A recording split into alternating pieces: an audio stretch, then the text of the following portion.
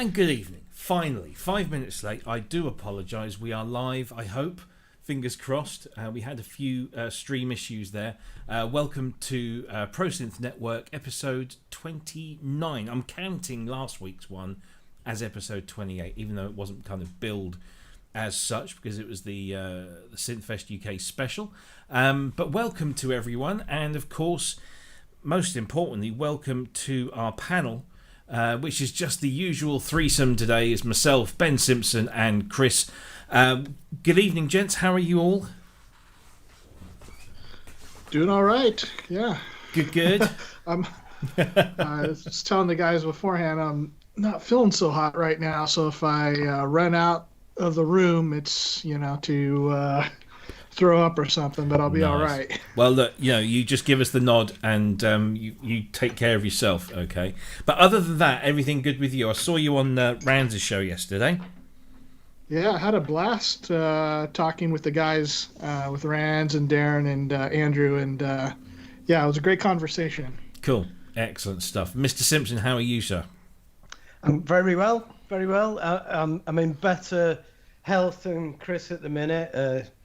Unfortunately for him, I'm just suffering with a little bit of heartburn, and that's normal. That's normal for me. Oh dear. Well, I shan't tell you what I'm suffering from at the moment, but sitting down doesn't help. So hey, look, we're here. We're muddling through. And welcome to everybody that's in the chat room. We've got the usual crowd in there, of course. We've got Mr. Brooks himself, we've got Wagyu, Native VS, Asio Head, JP Page 2, Richard Gruel, Mike Delic, Sasquatch. Did I already say Sasquatch? I can't remember now. And to everybody else who I haven't mentioned, welcome one and all. I hope you enjoy the next couple of hours of us just kind of talking and testiculating about all things kind of synth related and music technology related. And we've got, of course, a little bit to catch up on because last week we did Synthfest, the special kind of panel discussion, which was very well received. So thank you for that. We enjoyed it a lot, and maybe we'll do some more of those in the future. And also, I'd like to say thank you to everyone that kind of contributed last night to some little testing that we were doing with some other streaming providers to see if we can tighten things up and make things look a bit more professional. But we are in the process, but we seem to be getting somewhere. It might be slow, but we'll get there in the end. So coming up between now and the end of the show, which is roughly 10 p.m. UK time, in 2 hours, we've got a load of news topics to discuss. We've also got a poll topic, which is something we're going to try and do a bit more of. We throw a poll into the group and we ask your opinions, and then we discuss it live on the show a week later, so it kind of gives you a chance to be involved in that way. Just lots of different things we can try to change this up and do something interesting. Imperfect Aaron is saying in the chat room, Mom, what does testiculating mean? I hope I don't need to explain it, but it's when blokes talk bollocks, which is what we kind of do a lot of the time. Anyway, so let's see, what have we got? Let's kick off with something that kind of brings over from last week, and he says that, but he hasn't even set up his shot yet. So, of course, last weekend was Synthfest UK, or the virtual version thereof, and during Modal's presentation, they played a video, and it was this, and it basically shows a whole bunch of shots throughout Modal's history with some illustrious names and users. But the most important part is when it gets to around the minute mark. And here we go, sorry, just about here.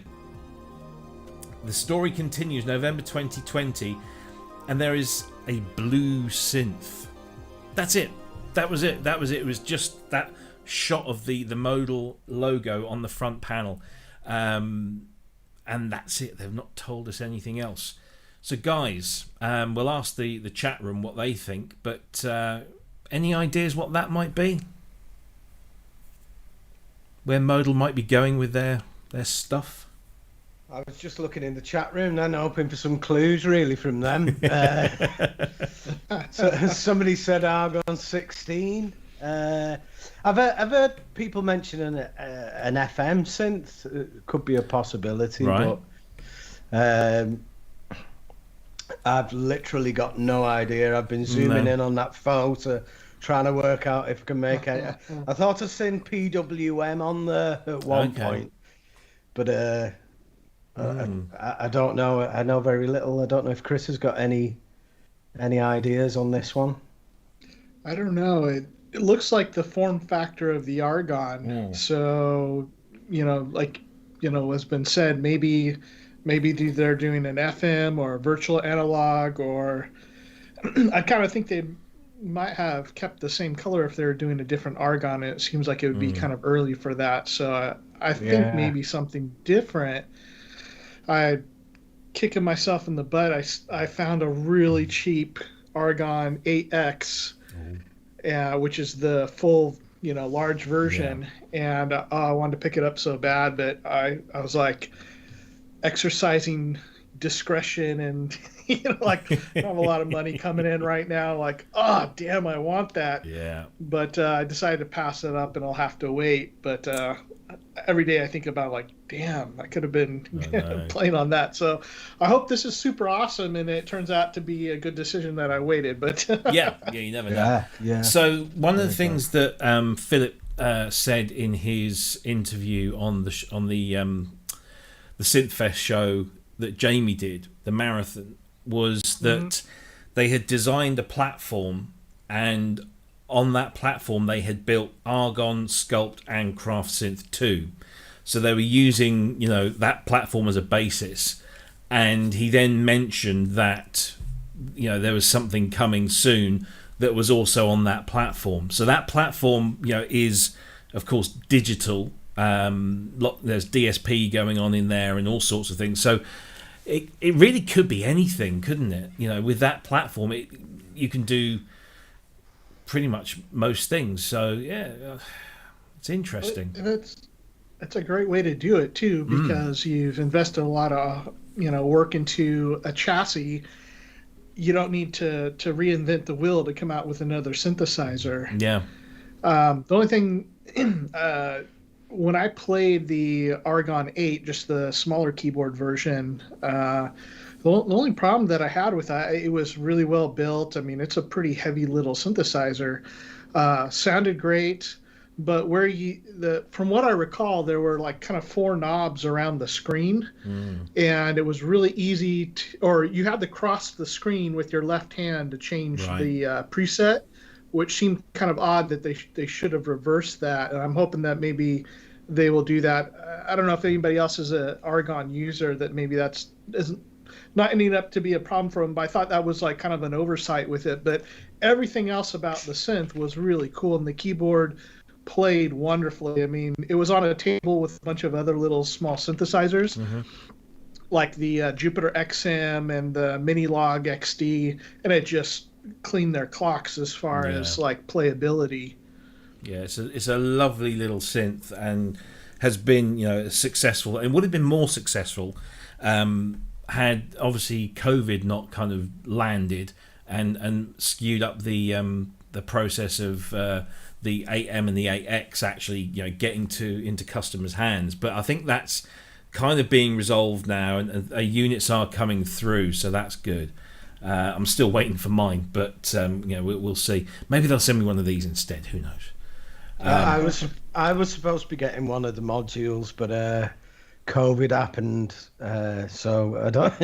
They never got back to me on it, but I was getting like a good price on it, and I never heard anything back, which I'm quite grateful of now because I'm absolutely skint. But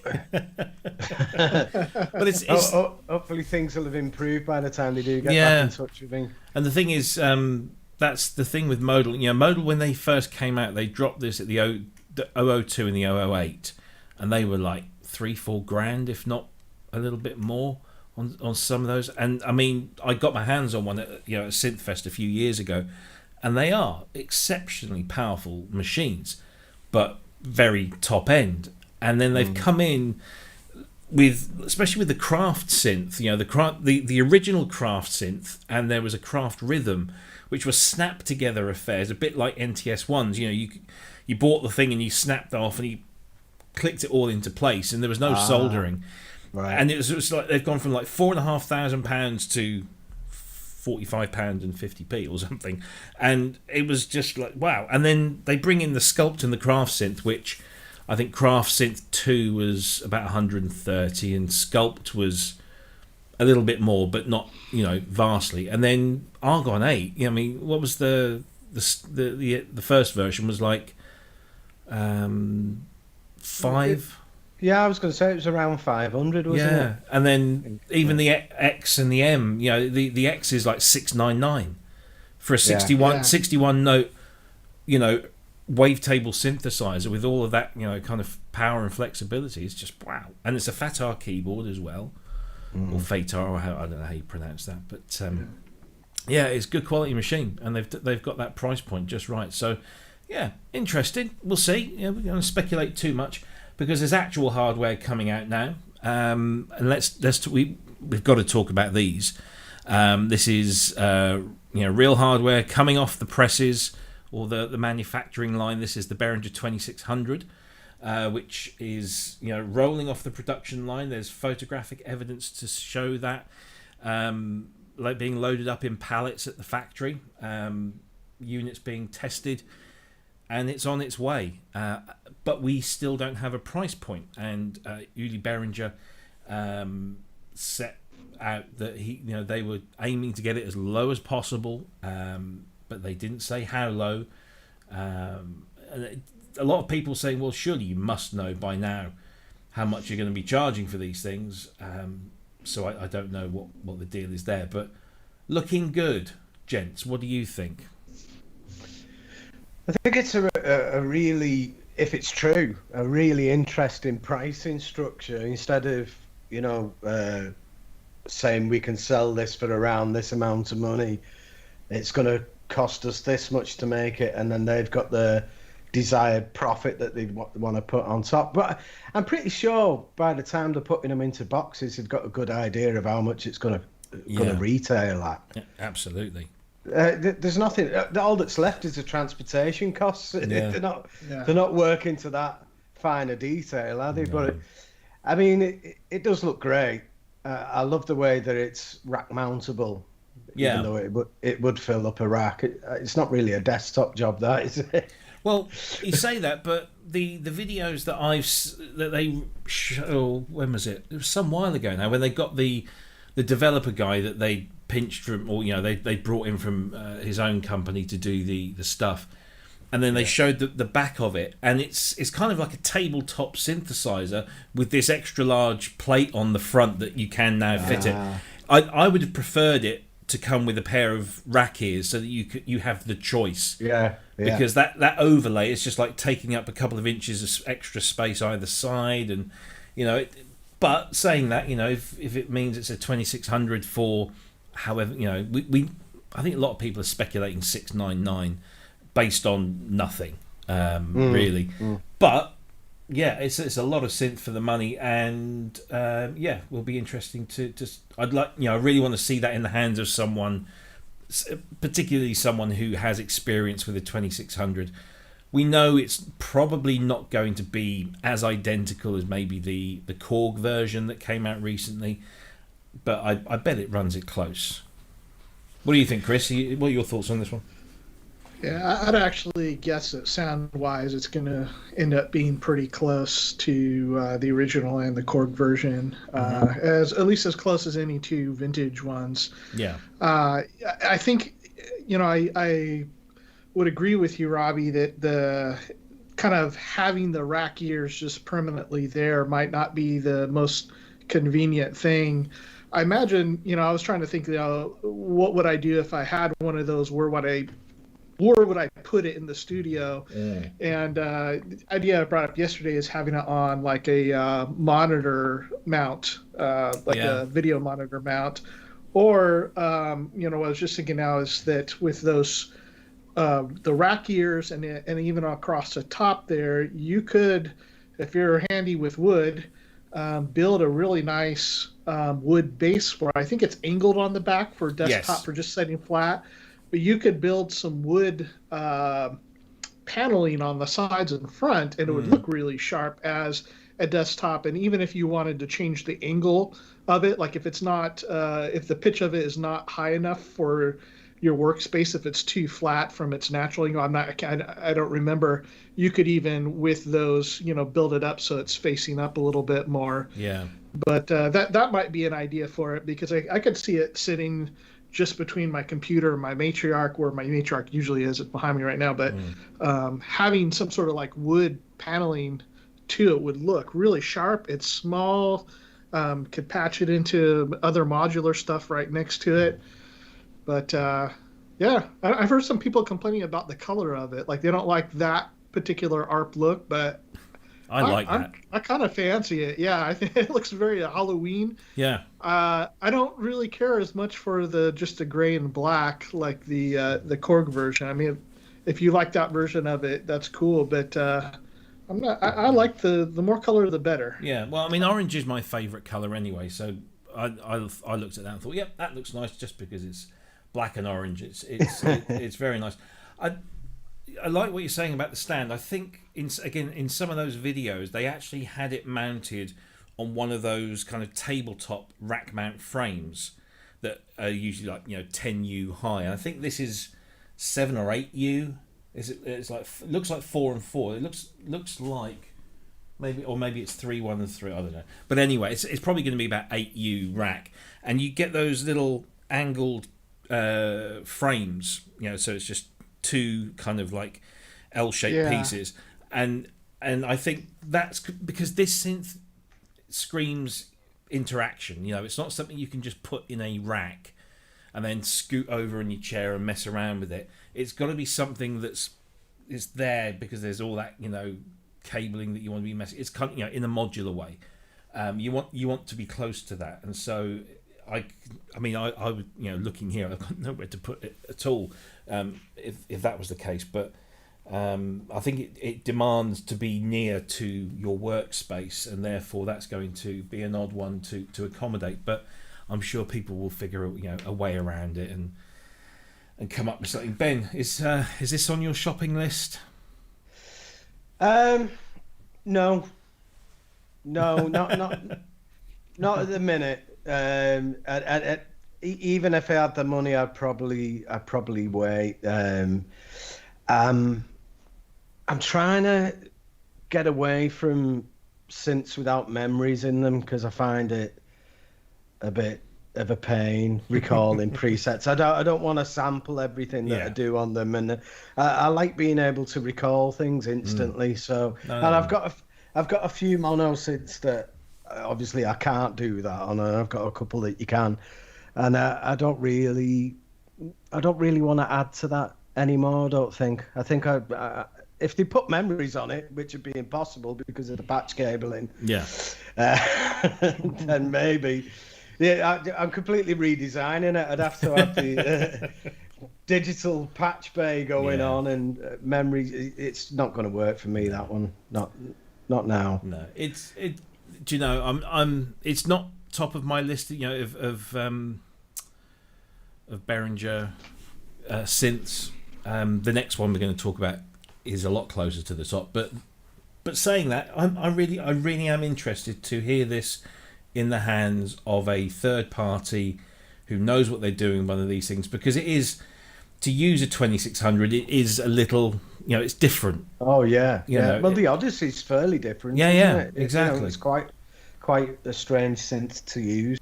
So I'm keen to hear this one in the hands of of Joe Public and see what happens from there on in.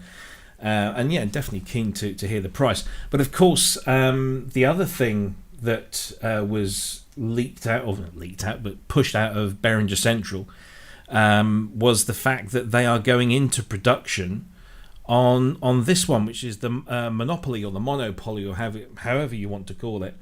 And they're now saying that they are they're ready to make this one, because this came along and went quiet after a while. And the demos of this were really nice. I really like the sound of this. So, and it's it's in that little kind of Poly D-esque keyboard. It's a small keyboard with that little tiltable surface. I've always liked those Korg analogs. The Monopoly, the Poly 6. They've always been my favourite of theirs. So what do you think about this one? I do like that one a lot more. Again, it's the lack of memories, but I could see that taking the place of another mono synth in the collection, because it, like you say, it does sound great. It's from what I can remember, it's been a while since I've heard one, but it's got a very similar tone to it, definitely. So it'd be interesting to see the comparison videos when they start popping up. Yeah, which I'm sure they will. Of course, it will. But it's a great looking thing. Yeah, it sounds nice, and it's there's no price for that either, is there? No. Again, I think it'll be the same as the Poly D. How much was that? No idea, Chris. Was it $5.99 or $6.99 US? Yeah, right. I think sure somebody knows. Yeah. It'd be nice if I'd like that one to be sort of like $3.99. I don't know why, but that's why I'm personally. Chris, is the Monopoly on your Christmas list? It's not. Even the 2600, it would probably be something I would pick up later when it's something I don't have a need for. I don't need any more monos, but the thing that I always come back to is if they took that poly format, the mono poly or the Poly D format, and they did a 4-voice in that, I would be all over that. I like patch memories, but sometimes you just find something that sounds so good. Yeah. The Matriarch is out for me. I don't want to deal without patch memories, but there are some times where it's worth it, and I tend, even when I use the Matriarch, and I imagine it would be the same if I had the 2600 or the Monopoly or anything else, that I tend to not think about it in terms of kind of traditional electronic music and self-generating sounds or patching it into everything else. I think about it in terms of a flavor of tone that I want to bring into my music, and so the oscillators and the filter it's really about that tonal ingredient rather than the patching ability. To me, that's what would make it useful to me. And so something like the Sim, all these would be useful for that. It's just, what is your preference, right? Yeah. So the Moog stuff, or which I don't need because I have the Matriarch, but the Sim or the old Korg stuff or whatever else they do with this format. I mean, we were just talking about the Argon or the Modal stuff, that they're using the same form factor. So hopefully we'll see Behringer do the same thing and release a lot more synthesizers in that format. I'd rather see those than to be honest, than the little, like the Model D ones that fit in Eurorack. I mean, because if you could have 4 voices for that at least. Yeah. Not that I tend to use, I don't really care for paraphonic synthesizers, but I mean, when you're given all those extra oscillators, then something really cool can happen. Yeah. Yeah. I was just trying to find, because there was another announcement from Behringer this week. I say an announcement. It was I was just trying to find the graphic of it, but there was essentially a 3D render of the internals of something, and they said, they did that typical Behringer thing. What do you think about this? Would you like this? What are your opinions on this? Without actually saying what this is. But anybody that knows their synthesizers can tell it's a VCS3 because there's a pin matrix and there's a joystick, and it's it's that kind of shape. So it's clearly a VCS3 of some description, or a clone thereof. So it looks like Behringer have been a bit quiet of late, which is kind of nice in a way, because it just got a bit too much after a while. But they seem to be ramping up for Christmas. Or something like that. Maybe not. But yeah, so that was some interesting news from the Behringer front. Also, yeah. one more bit of news from the Behringer front. Uh, of course, Tim Shoebridge had done a video on the Roland, not the Behringer version of the System 100 modules and the tuning problems. And Rands had done it before, quite a while ago, as I recall, documenting that. And they've Rands was just showing that he had been sent a replacement module on that works a lot better. Yes. So that's good news. Hoping that they learn some lessons and start putting out some things with less of these little stupid problems that they shouldn't have. Like, take a little bit longer and get it done right. Yeah.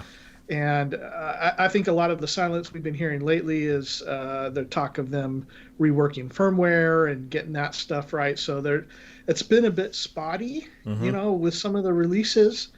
But I think that they'll start pulling it together, and we ought to start seeing some more stable products. I'm hoping. Yeah, because I mean, to be fair, everyone when Behringer started producing synthesizers, there was this general opinion from those anti-Behringer people that it would be cheap and nasty, it would fall apart within 6 months. Well, I think we can conclusively say that in terms of build quality, they are no worse than anybody else on the market. In fact, they're probably just as good, if not better than some. I mean, I've only got the MS-101, and that's solid as a rock. I mean, that's a heavy lump of stuff, and it works. It's great. The only niggle with that is a firmware niggle, or a series of small firmware niggles to do with the sequencer, and other little bits.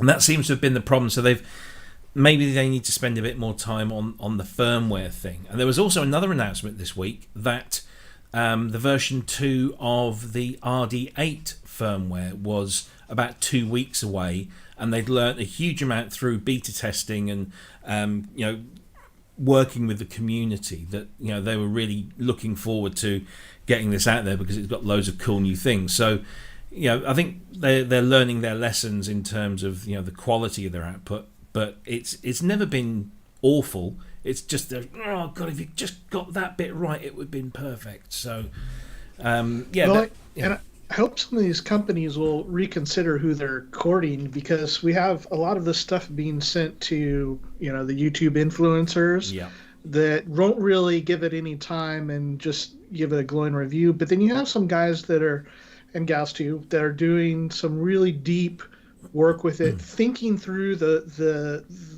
how it works, what are the problems with it, what are the benefits. And I mean, Lupop is great at that, and certainly he's getting stuff. But let's see some stuff go to Rands and to Tim Shoebridge, who are not those super flashy, entertainment type channels, but have really solid content and actually really deal with the problems, both both the good and the bad about a product in a really deep way. And as our channels continue to get more and more popular, and a lot of us really are tuning into those guys and others like them. Hopefully those companies will see, like, maybe those are the people we need to talk to. Yeah, absolutely. Yeah, couldn't agree more. I think influencer culture, I don't know, I'm getting a feeling that it's slowly breaking down, and that's a good thing. I think that it got out of control. I certainly think that word of mouth marketing and that kind of thing has a place, and it does work for the benefit of both the manufacturer and the consumer. But when you see people that are literally trying to make this their living rather than it being a subset of what they do, it just it gets kind of out of hand. And there are, as you say, there are a lot of good people out there that are doing really good stuff on YouTube. They're doing great reviews, thorough reviews, really dissecting it, and at the same time making it engaging content. And that's the balance I think we all want to see.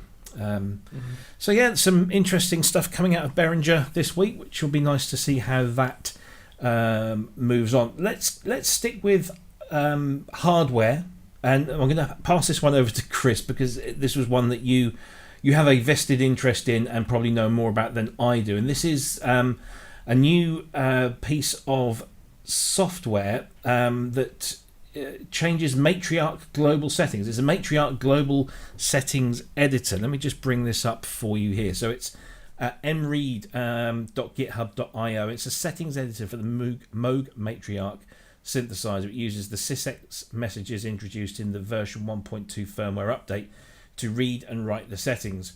So Cryss, tell us what you know about this and how this benefits Matriarch owners. Yeah, so one of the things that Matriarch owners have been wanting is some way to see what our synthesizer is set up. So as you guys know, like I bought my Matriarch used. I think I had gotten off of Reverb, and as far as the global settings for it, I didn't know what it was set at, but I looked through the manual and I went through, and it took quite a while.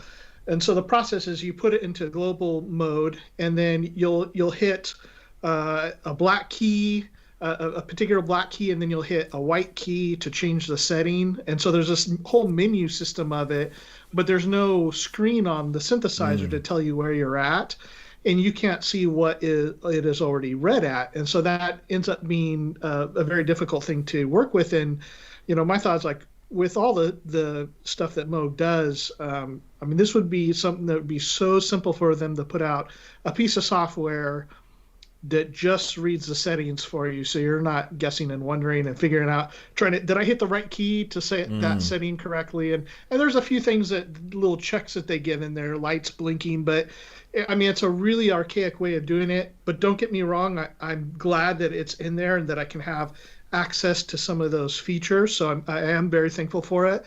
So a Matriarch user designed this web app to do just that thing. And I think he did it in a weekend and put it up. And so the Matriarch just had a firmware update. So I did the firmware update, and then I went online. So, let me check this out and look at it. And it does what it says. It's very elementary. The only thing that I would say that I'd like to see changed or polished a little bit is, as you're looking through the manual, the Matriarch manual, and you're going, it's numbered and all the, there's dozens of settings that you can go through. And so the way that they're labeled, I wish they were labeled more exactly and in the same order on this web editor. That would be one improvement that would really make it much easier to use. But that being said, to go from the system that we had to be able to use this, it was great. Like, I sat and for about 20 minutes, I just went through settings and looked at it and changed it and experimented. See, if it changes, the ARP this way, or if it, the light and dark delay settings, and that kind of stuff is so much easier to deal with than, okay, which one is D sharp 3, and then I need to hit D0 after that. Like, there's none of that. You just hit a menu and click to it, and the Matriarch's connected by USB to your computer.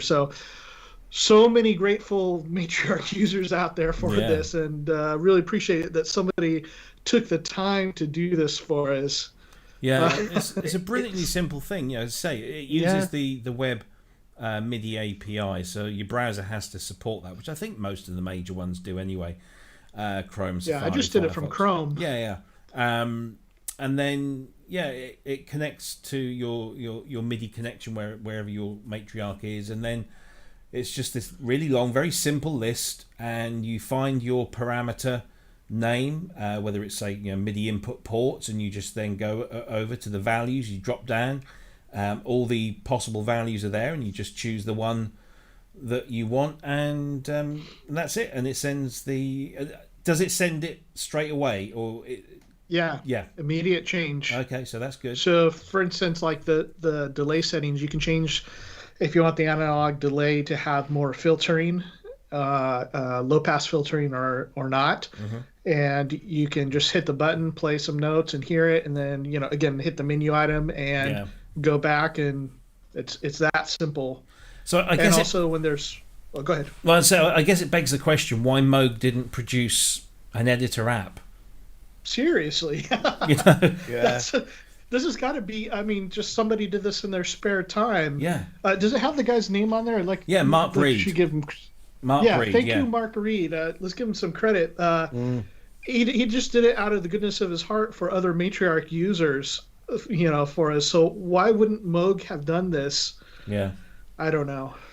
It's odd. It's very odd. Yeah. But yeah, at least someone has, and that's what I like. Ben, you have you got a Moog Matriarch or any of that stuff? I haven't got No. I haven't got one, but I'd find that really frustrating, that pressing a key, and I think that's such a simple and effective solution to a problem that you're right, Moog should have really, even if there was a page on the Moog website where you could do it. Yeah.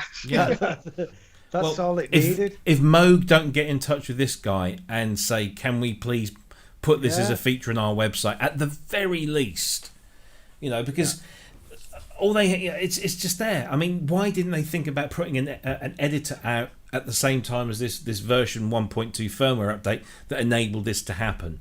It's odd. It's very odd. But in their defense, though, go on. sorry, Chris. I just ahead. want to get this in before I forget. I think the editing software for the Sub 37 is absolutely fantastic. Right. The way that works, and what's different about it, I don't know if you're familiar with it, but it works if you're using it in a DAW. It works as an insert effect on the instrument track so you've got the Sub 37 set up, and an insert on it is the editor, and I think that's far more effective than than what the other companies have been doing. This insert editor is a great idea. So they can do it. They have got the talent there to turn out these good ideas. Does the Moog One have an editor, Chris? No, to be honest, it's the one synth that doesn't need one. The Hydra synth would be a close second for me because it's so intuitively laid out. But the Moog One, I like seeing things visual. I want to be able to adjust things on a panel like this, but having a big visual layout, especially for a visual learner, is really helpful to see where things are at. But the Moog One UI is brilliant.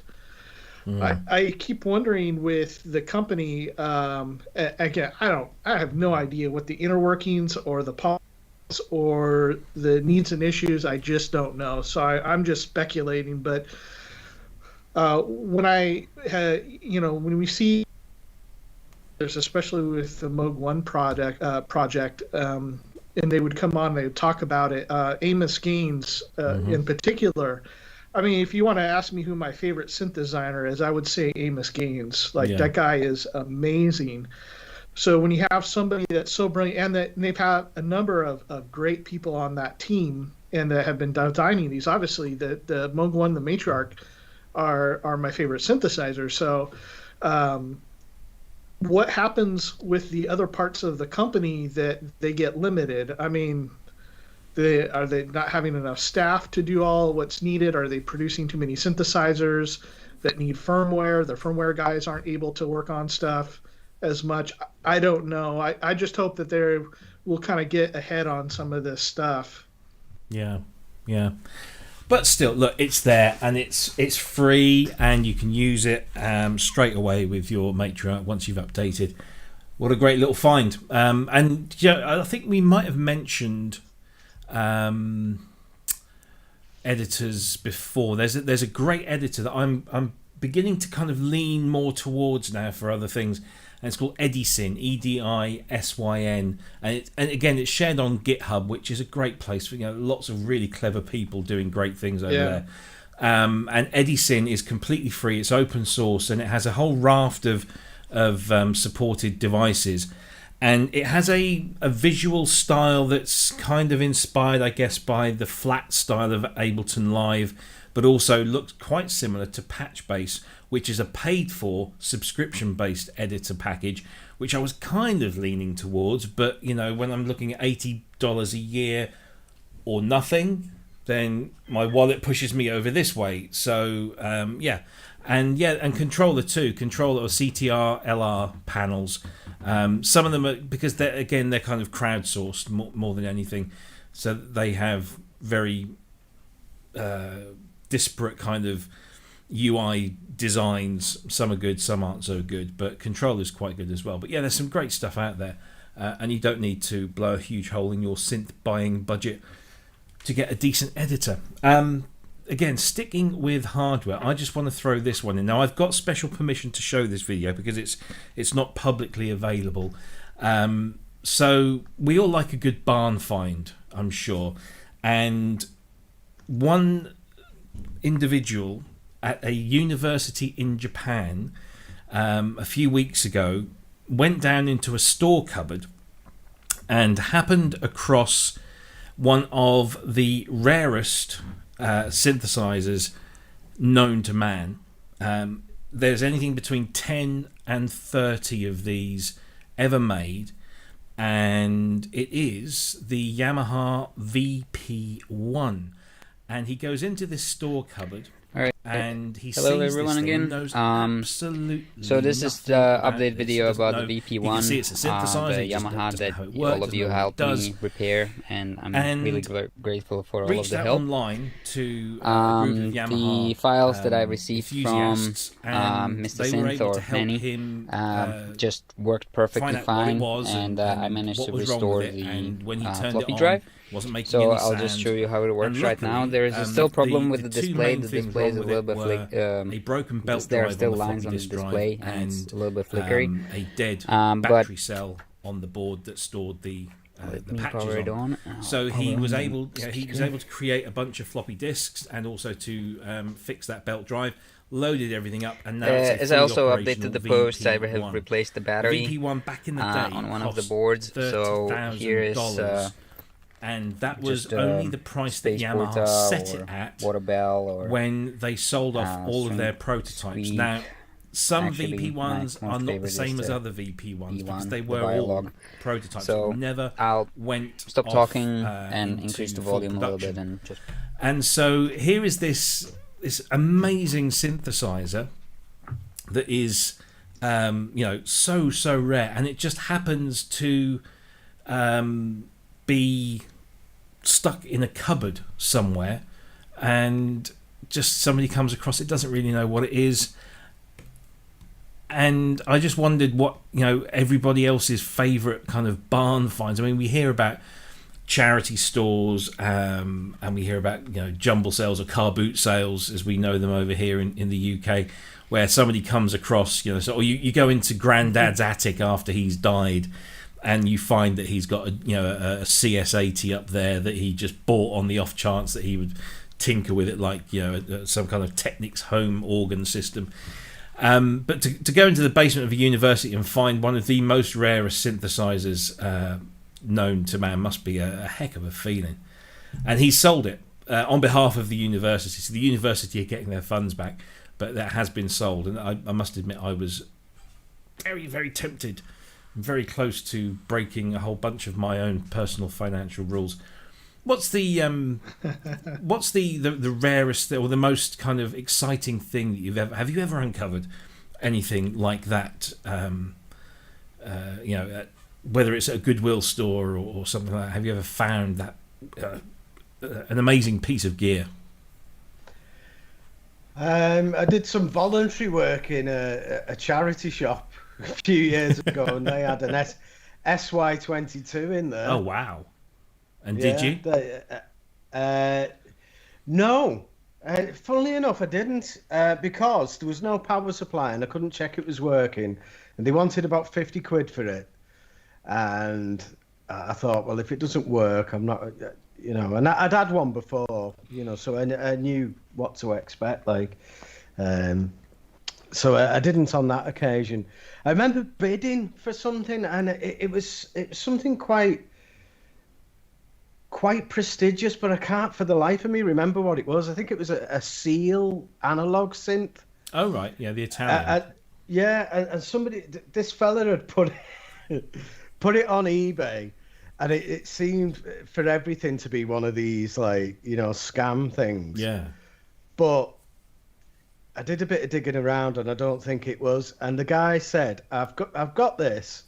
There's no sound coming out of it, but it lights up, and I don't know whether it works or not. I might be doing something wrong." Yeah. Obviously, it's got no speakers in it, and he didn't have it connected up to anything, and he was asking £68, right? Yeah. or nearest offer. And he said, if you get it and you find out it doesn't work, I'll give you half the money back. So I had a quick look at his other items, and they were all like things like figurines and stuff, you know, like really bizarre, like old people stuff, you know, like a mantelpiece clock and stuff. And he had this analog synth in the middle of it. So when I went to buy it, obviously, and it had gone, somebody had got to it just before me. It had been up there must have been just over a minute before somebody bought it. So that would have been a good one. It would have been a better story if I could have remembered what it was, but it was definitely worth more than £68.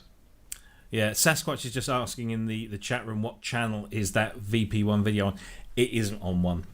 Okay, it's all very private kind of sale, so it's not publicly available, and the seller has asked me not to identify him or the university that's from for various reasons. But I can verify that it is true because I know the person who bought it. So it was, and there were 3 people looking to buy this. I was one of them. I fell out very early doors when I got told the price. And the other 2, I'm sure it was an amicable agreement. But this is one of those synthesizers that I wish that, one day I just kind of walk into the local cash converters and do a double take and see this, kind of golden wood effect thing. Because apparently that wood is real wood on that panel. It's like walnut veneer or something like that. And so every synthesizer, even the VL one, which had the same thing, every one of them is completely unique in terms of its, it has that brown wood, but it's all different, It's just a remarkable machine. And if you want to hear one, there are a few videos. So Manny Fernandez borrowed one from Reinhold Heil, the composer out in the US, and he had it on loan for a little while and did some stuff. And then also Nick from Sonic State, when he went to Innovation Road. Is that right? Innovation Road? Yeah. In Hamamatsu at Yamaha's factory, they've got one there. And Nate was kind of showing him some of that. He didn't go into a huge thing with it, but it is such a wonderfully unique thing. And it's odd because, it's 16-note polyphonic, and it uses a form of free oscillating physical or acoustic modelling. There were 2 types, and this was the one they decided not to go with. And then they bring out the VL one, which is this duophonic physical modeler, which whose engine is more like the Z1s and the Prophecies. But yeah, the VP1s is just like real kind of rarity. Chris, have you ever found anything really rare and unique at in unexpected places? I'm still trying to work on the vintage 2600 in my neighbor's garage. I mean, like, to get him to sell it to me, but that's slow going right now since I haven't been able to talk to him with COVID around. But not with synthesizers. With guitars, I've had some really cool finds. Maybe just 2 I'll tell you about. So about the mid to late 90s, I think, when, especially after I think Stevie Ray Vaughan, if you guys remember, one of the greatest blues guitarists, played on what Bowie album did he play on with Let's Dance and all that? Let's Dance. Yeah, okay, there it is. So, but one of the greatest bluesmen ever, in my opinion, just a fantastic guitarist, very famous, and he kind of really brought the old Fender amps and tube screamers back into vogue. And in the late 90s, they were just skyrocketing. And so, yeah, I mean, one of them, the first one is I walked in and I found a 66 Bassman and an 85, I think, or 86 tube screamer. Yeah. And I walked out the door with both of them for $150. That's good. And one of the last ones was 1978 Fender Princeton Reverb. And I went and I picked it up for, at the time, like half of what it was going for in the used market. And I had several Princetons, and then this guy's like, well, I've got some other stuff. It was like his girlfriend's dad's who had died stuff. Right. And he played a little guitar, and he had this like Ibanez shredder guitar, like just not really my style at all. But he's like, so this stuff didn't mean anything to him, an old Fender amp and another tube screamer. And so I bought the amp and gave him the cash. Like, I also got some other stuff, and it was like some lame, cheesy multi-effects plasticky little pedal board thing. And then he pulls out, this was in the back of the amp, and it was a 1983 Ibanez TS9 tube screamer. And I bought that thing for $50, and I had it for a few years, and I sold it for $300. Wow. So that ended up being one of the better ones, or like buying a Paul Reed Smith guitar for $400. Stuff. There's been a few really good deals that I just couldn't believe. But I'd like to find some of those with synthesizers. But these days, you can't just walk into pawn shops and find that stuff, or Craigslist or anything else, the local advertisements, because everybody has, is able to search the internet and find out what things are worth. So this is it.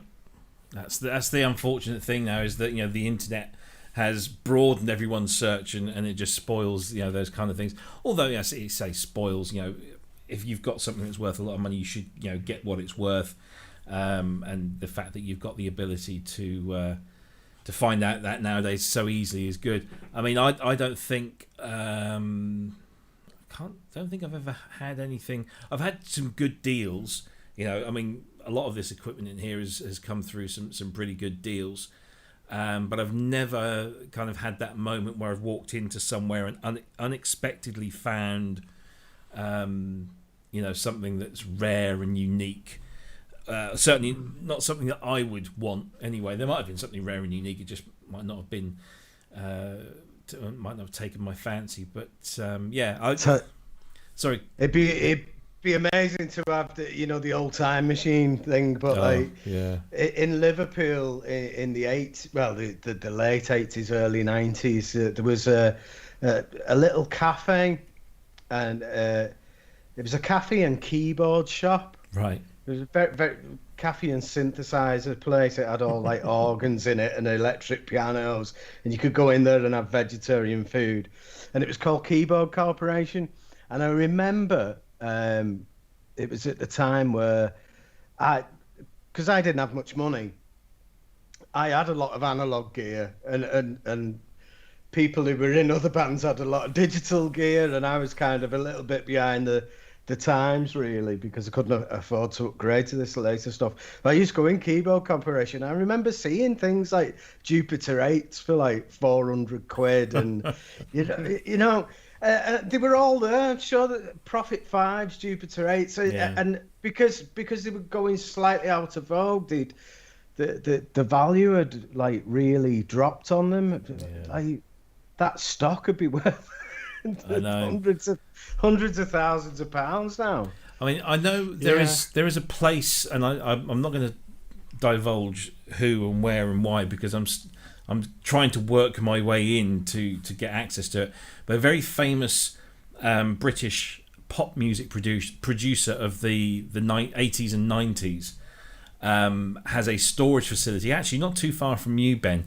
Has a storage facility in which there was all manner of, some of those great synths of that era. So, we're talking PPGs, emulators, Fairlights, all of this kind of stuff. And it's been sat there gathering dust for nigh on 20 years, and they're looking to clear it out. And it was kind of like a chance find. A friend of a friend said, oh, by the way, give this guy a call. He's got some equipment you might be interested in. But it's trying to nail these people down, because they're not at all interested in the gear. To them, it's just, some bits and bobs that the boss has stuck away in the back of the cupboard, so to speak. But there's one slightly interesting that kind of relates to the barn find thing. So I used to play in a band back in the 80s, like a pub covers band. And I had a day off one day, and the keyboard player stroke bass player phoned me up, and he said, are you working today? And I said, no. He said, oh, do you want to come and help me valet a couple of cars? Because that was his business. And I said, yeah, okay, because it was some extra money. He said they belong to Bill Wyman. I'm like, oh, okay, that's interesting, because Bill Wyman lives local. So he has this place just outside the town here. And so we drove up this long driveway and we get to his barn. And inside his barn, there's a Ferrari 308, I think it was. There's this Carmen Ghia Beetle, VW Beetle, which was, leather and all sorts of wonderful things.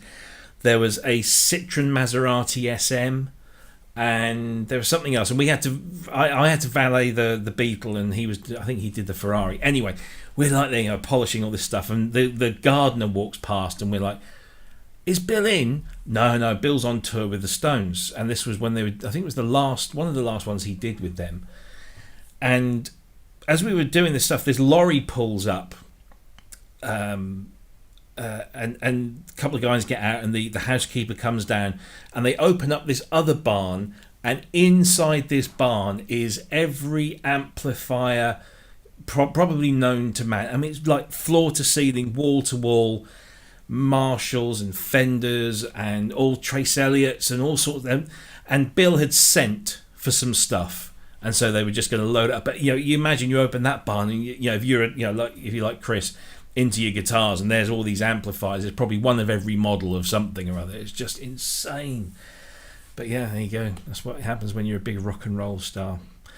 But yeah, I thought I'd share that with you. I saw some comments in the thing about the audio. I'm not quite sure what happened there. I think the seller's voice kind of got mixed up with mine, but I do apologise. But yeah, I just thought I'd share that because that's it's one of those things that just kind of wafted under my nose. Couldn't get that one, but never mind. Right, so that is, I think. Oh no, do you know we didn't talk about this one, but we mentioned it last week, and this. I just want to get your guys' thoughts on this. This isn't new. This has been around for a while, but this is the MP MIDI controller, which is this like large screen, if you will, that has 4 sets of 8 rotary controls that are all mapped to various functions of a plug-in synthesizer, which when I looked into this, it isn't actually the way this works is that you run the plugin for this controller in your DAW, and then it hosts the plugin you want to use in that plugin, if that makes sense. So that you say, for example, in the photo here, you've got Silent 1. Excuse me. So what happens is in your DAW, you'd load up the MP MIDI controller plugin, and then when you open that plugin, you go in and say, I want to use this, and it hosts the plugin within the plugin, and there's obviously some connection that sends things to this hardware control. And of course, this invokes memories straight away of the Waldorf PPG realizer.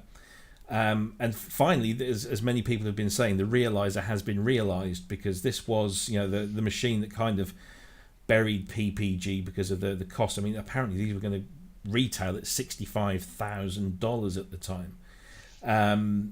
But yeah, it was an amazing piece of kit. I think only 2 exist.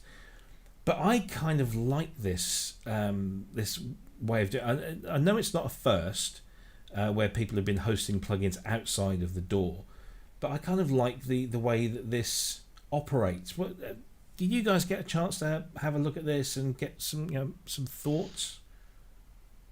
I did. I thought it was. Well, I'm in 2 minds about it really, because I at first I just thought it was like a little screen in the middle and these controllers around the outside, but it seems as though the entire top of it is a screen, and the graphics around the controls can change, and what have you. It does seem like a really great idea, and something that would definitely work in my studio the way I work. I think if I could have one of those just in front of the monitor, it'd be great for the way I do things. Yeah. But saying that, I think that there's some really good hardware integration anyway. Mm-hmm. Like I think that Omnisphere's hardware integration, it does it in a completely different way, but it's flawless. You know, if you hook the Prophet 6 up to Omnisphere, everything is mapped out exactly the same, and it's a really good way of working. But obviously that is more flexible. I think that just works with whatever you put into it, doesn't it? You know, you're not limited. It's a bit more than simply MIDI learning some controls and what have you. It's very hands-on. Yeah, I'm not entirely sure how I didn't really look into it too much, but I'm not entirely sure how it determines the assignment of the controllers around the edge. Is it something that the software that they provide interrogates the plugin, looks for controller inputs, and then predetermines that, or is that something you have to go in and assign and then save as a recall setting that brings it back? But it is an interesting way of approaching the use of plugins, because the one thing that a lot of us moan about with plugins is having to mouse control this or manually assign stuff, and I think it retails, or is going to retail, because apparently it's open for pre-order.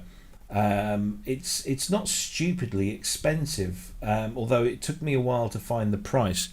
I'm just looking for it now. I think it was something like $699, and I had visions of this being like a couple of grand or something. But they're pre-ordering until the end of October. They want to start shipping at the end of January next year. And sorry, €650 plus shipping, which I don't think is horribly expensive. Cryss, what do you think about this? Yeah, it's a really interesting idea. I think, as you were talking about, do you assign it yourself or are there templates? I would imagine that they'd want to do both. So where that they would provide, just at the start, let's get a couple hundred templates of the most popular plugins. So, whatever that is, Rolling Cloud and Yuhi and whatever it is, get those really popular ones that most people are going to be using on there, whether it's synthesizers or channel strip effects or whatever. And I wonder, a question I have is, I wondered if since there's so many knobs on there, I wonder if you could have two different plugins open at the same time. So for instance, say you're not using it for a synthesizer at the moment, and you've got two different, like say you have your Neve style channel strip, and then you have your LA2A compressor and your reverb or whatever. Can you run multiple ones on there at the same time if you have enough knobs? I'm not sure if that's a capability or not, but that would be interesting. And then maybe have some sort of if they don't have a template, is to have some sort of user base with multiple with templates. As you create them, like maybe I want to create one for my favorite plugin and be able to share it up there. Or to have alternate templates. So maybe because it's if it's a blank slate, so to speak, you could set it up in many different ways. And so maybe you have your favorite synthesizer, and you like having oscillators on the sides and the filter on top and the VCA on the bottom, but somebody likes it in a different configuration. Maybe you could do multiple templates. And that would be easy thing to change in software or to be able to upload. So I think this is something that has a lot of potential, and is one of those ideas that I think all of us have dreamt about. And I agree with you. It's a big chunk of change, but for what it could have been, I think this is pretty reasonable. I mean, we see very simple controllers for other products, and like we've talked about before, like I've seen them for the Yuhi Repro 1, and you've got a physical controller, and by the time that you buy the controller and and the soft synthesizer, you're out more money than it would have been to buy an actual, Behringer Pro 1 analog synthesizer. Yeah. Now, that can kind of be a bummer, but at least with something like this, you can use it. It's not just Omnisphere that'll work for it. You can use it with so many different plugins. So all your plugins can potentially be used on it. Yeah. It looks like there is a template structure here that they create templates with presets for popular plugins you can download from the website, but you can also adapt them to your own liking. So yeah, if you want the particular, say it might be a simple thing as like you're left-handed, I'm right-handed, I want the filter cut off on the right, but you want it on the left. So you can reassign that and save those out as your personal customized ones. So it looks like they've thought of that. With regards to hosting multiple plugins on one, I don't think you can, because that would be something I would have thought they would have made a thing about. I'm going through the website, can't see it. Question for you. Yeah.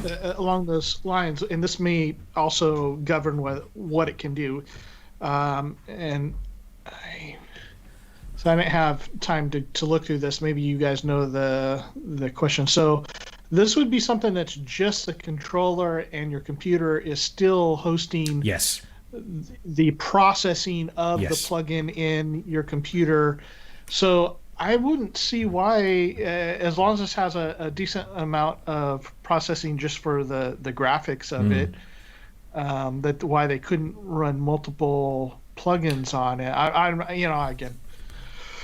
not a tech expert that would be able to say. The way that I was understanding it was that you can have multiple instances of the hosting plugin, so the MP MIDI controller plugin, and you can have that all the way through, as many times, and then you throw your plugins into that rather than directly into the DAW, and then it's just a case of whenever you click a track and highlight a track, I guess it flicks over to the one that you've got that on there. So I don't think at the moment it doesn't seem to allow for multiple plugins to be shown on screen, and I guess that might cause mapping conflicts and stuff like that, because some plugins will work nicely like that, and I guess others won't. So they kind of, I'm just guessing they'd have to draw the line somewhere. But you can certainly, it's not like you throw as many instances of it into your DAW as you like, and then you just flick between them. I guess the screen just pops into place every time you do that. But yeah, I could understand why that would be interesting to have a series of stuff on there. Yeah.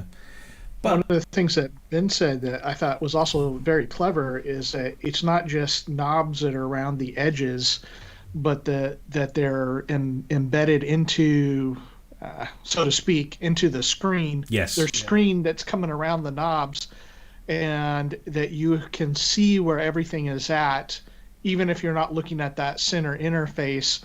To be able to look at the knob and go, okay, here's where my cutoff is, and to see that level, I that's very clever. Yeah, it's great to see this kind of ingenuity, and the the monitor itself is a full 1920 by 1080 monitor.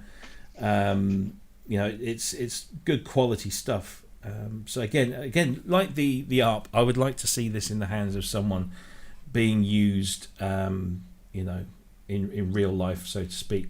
But yeah, some very clever things there. Is it like a Kickstarter project or something? No, it all seems like renders at the minute. There doesn't seem to be. There is video footage and stuff on there. Is there? Yeah. It's definitely a thing. It's been made.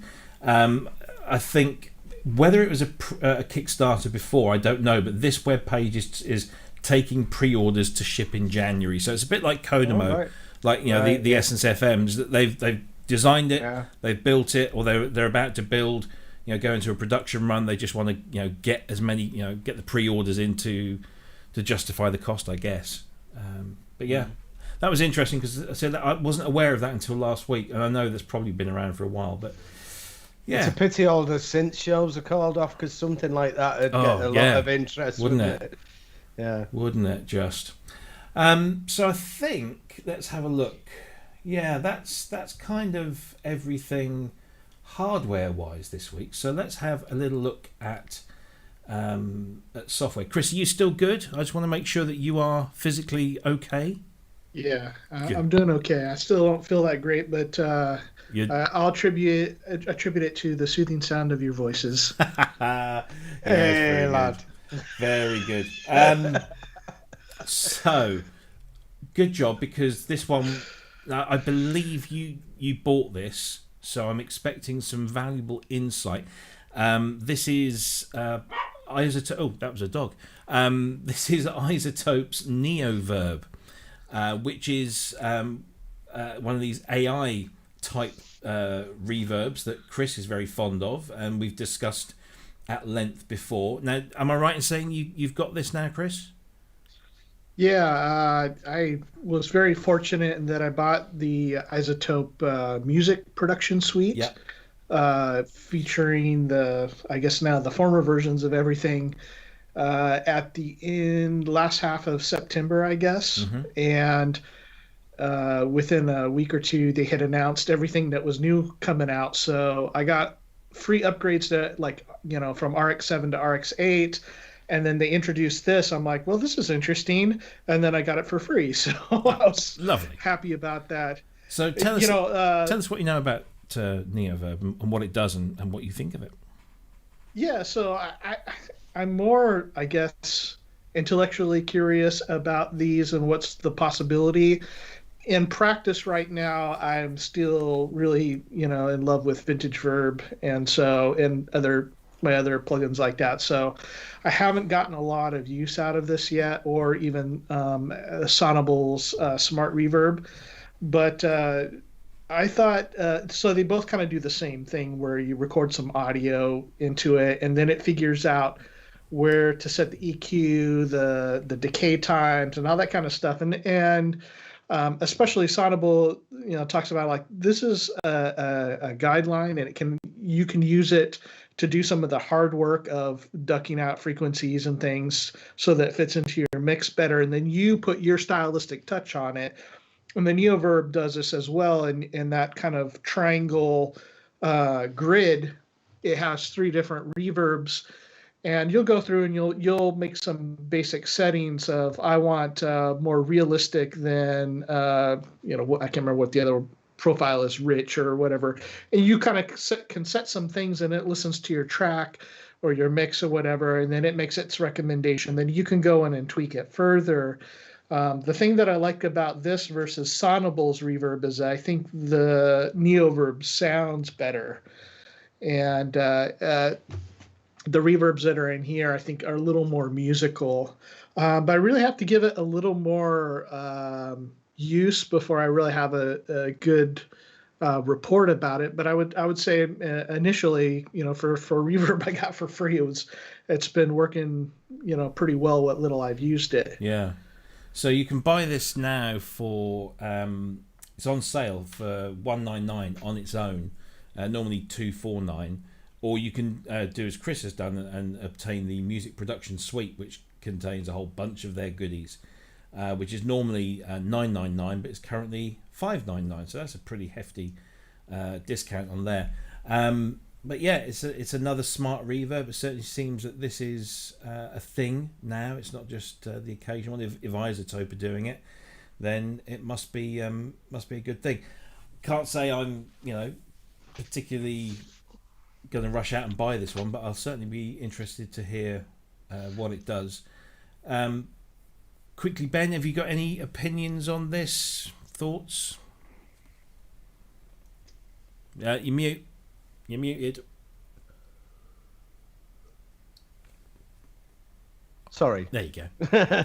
I was saying I did a little bit of research into it before, and I thought the results were really good. I thought the way that the vocal, it was put on a vocal, and the bits that you would normally have to automate yourself or EQ and that to get it to sit right, it kind of, it had these it analyzes the audio, and then from what I could tell, there's like a graph thing where it drops the level like an automation lane that it comes up with itself, and then there's like a slider where you can say, I want this recommendation completely, or not as much as you suggest. There's like a level of this automation. Yeah. But it sounded great to me. Mm-hmm. I'd love to. I don't know if I'd love to spend £199 on it, but if I was lucky enough like Cryss to get it for free, I'd be over the moon with this one. I think it's a cracking little bit of software. That it sounds great. Yeah. Sounds lovely. Yeah. Yeah, well, it's good to see that it certainly isn't just a passing fad, that it seems to be working its way in. And I mean, we've discussed this at length before, and my opinion is that I don't like things that make creative decisions for me, but if it gets me somewhere quicker, then that's really, I guess, where these are coming in from. And that has really been the force. At least I've watched a lot more stuff on the Sonable stuff, and that's where really they were at. I think for a beginner that's getting into recording, that for some of these smart EQ, compression in particular, those are probably a little bit harder to have a grasp on when you first start. And so for somebody like that, I think it can get you closer and kind of get your ear and eye a little normalizes to what what sounds good, or at least in the general range of it. Yeah. But I think most of the users are beyond that level. So what would it mean for somebody like us who've had lots of years of live and recording experience? And again, and just some of the recommendations it makes are not places that I would necessarily go on my own. And so with like the Sonable EQ and compression, I did an acoustic guitar track I told last time, but I'll make this short. And just to see what it did with it was very interesting. I'm like, oh, I wouldn't have gone in that direction. That was a way more compression than I would have thought of using, but it wasn't awfully so. In fact, because these AI type programs, like Ben was saying, it has a scale which you can use their effect. You can drop it back and be a little more conservative with it and go, okay, well, why did it make that decision? And is that something I would like to do? And sometimes, with that acoustic guitar track, I ended up liking what I did better with my other plugins for reverb, compression, and EQ, but it gave me something in which to measure it and see, like, is there maybe something else I'd want to do in the mix that was different. Yeah. No, it's all valid points. So yeah, there you go. That's Izotope's Neoverb out now as part of the music production suite, or on its own. I'm going to just whiz through the next few topics, and unless anybody's got anything specific they want to say on any of these, I just thought I'd get these in because they've happened and we've discussed them and they might be of interest. But first up, we spoke about Softube's Model 72 synthesizer, which was their kind of, I guess, mini Moog thing. They've now made this available now, all the sections of it, as part of their Softube Modular system. So you can now benefit from, I think if you buy the instrument and you have Softube Modular, these will kind of automatically appear in that. I think that's the way it's being sold. So, all of these sections, the preamp, the amplifier, the tone generator, the filter, the envelope, doubling, glide, and noise, they're all there available now as modules in the Softube Modular rack, which is a nice little addition if you've got those things. The next thing was this Klavee. This is Sampleson, and we spoke about Sampleson a while back when they came up with this physically modelled string-based electric piano, which was a morphing thing between an electric piano and a guitar. Well, they've now sampled apparently a very, very, very rare plucked electric piano that was made in the 1960s in the Czech Republic. Apparently it's completely unique, it's incredibly rare, and they've now modelled it. It's not sampled, it's modelled, so it's only 35 megabytes in size, currently on offer at $29. But it just seems like a nice little, if you're into kind of odd electric pianos, there's one for you there. Not a huge amount of controls, but it's all completely spectral modelled. and takes up very little space. So I was actually surprised at how many things. Sorry, I got the wrong menu there. How many things Sampleson actually have done? They've made a lot of these kind of modelled instruments. So yeah, interesting. I thought that sort of thing. I thought that one sounded quite like a nylon guitar. Yeah, it's very unusual sound. it is. Yeah. I hit the link on it and wasn't paying. I hadn't read the site yet, and I thought it was an electric piano app, and so it started playing, and I was shifting some other stuff around on this. I'm like, that is the worst sounding electric piano I've ever heard. What piano did they model? And then I read it like, oh, that's not. It's not like, what we're thinking of as Rhodes or Woods or whatever. No. Like, no, this is something different. But yeah, like you said, it had kind of a little bit of a clavichord or nylon guitar or something kind of sound to it that was different. But it sounded quite nice with distortion on it. Yeah, like a bluesy sound. That was very nice. But if you're into that kind of thing, with odd sounding instruments, and you want to sound like nobody else is sounding, then this is a way to go. I mean, if you look through their catalogue, you've got the Klavee, then you've got this electro nylon, which is the one that we spoke about, and then you've got this kind of brushify thing, and then it's just odd little instruments. And some companies make a good living out of doing that. There you go. I mean, you've got a Suitcase 73 model thing there, and clearly something that's modelled on a Fender Rhodes and a Model T, so I suppose that's a Hohner clavinet of some description. But yeah, I mean, they seem to be nice, interesting little instruments, but unique. And then finally, actually no, there's something else after this. So free plug-in time, Audiority, the Dr drive, which is just basically an analog modern overdrive plug-in. I know that these are kind of supposed to be for guitarists, but a lot of people like sticking synthesizers through them. So there you go, that's completely free of charge, and I downloaded it. There's no catch or anything, and it doesn't sound too bad. I think, Cryss, you had to go with this. I haven't gotten to test it yet, ran out of time, but it's modeled after a boutique overdrive, Precision Drive or something, I think it was called. Horizon Devices Precision Drive, yeah. So that's a moderately popular overdrive pedal for guitarists. Yeah. So it should be useful. Yeah, and it's free. So if you don't like it, you've not lost a thing. And finally, before we move on to our last subject, I want to kind of dedicate the last half hour of the show to that.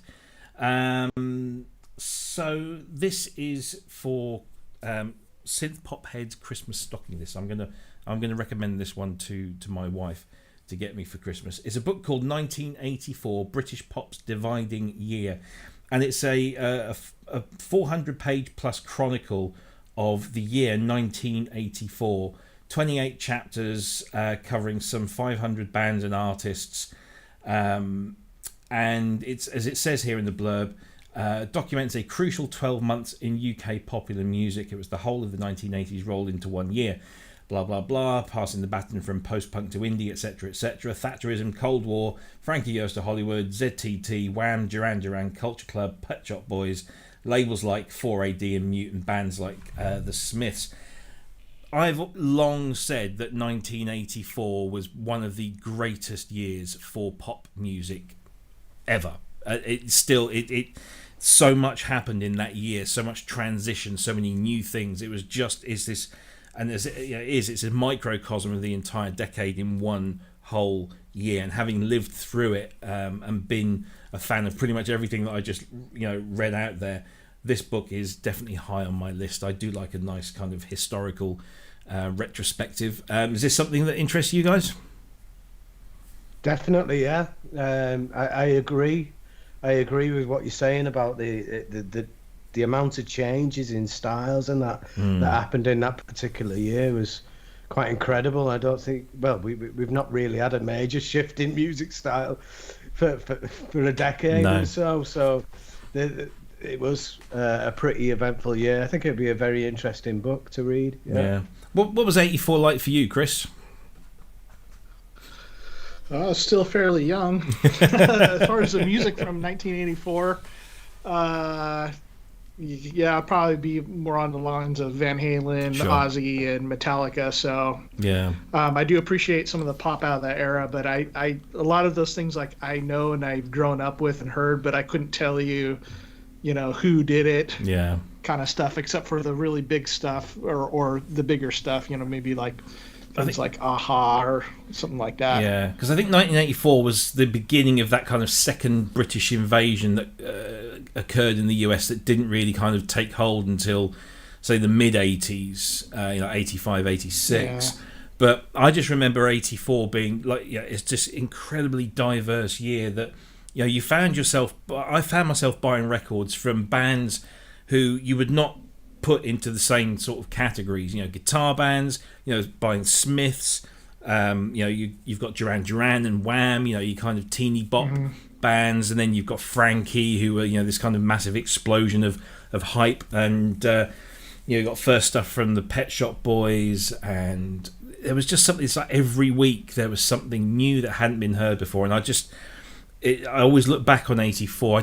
I used to do an internet radio show some years ago, and I did a whole show on 1984, and it just really hit home the diversity of everything that was going on, both musically and culturally. It was a tumultuous time.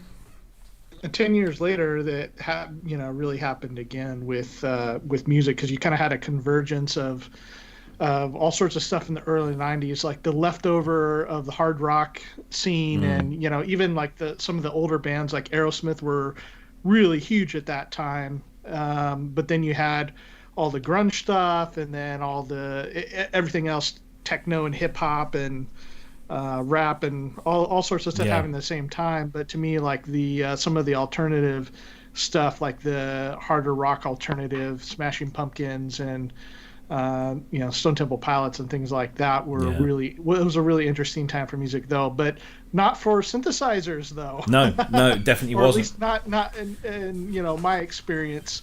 It wasn't. It was definitely like a guitar era, like one of the last great guitar eras.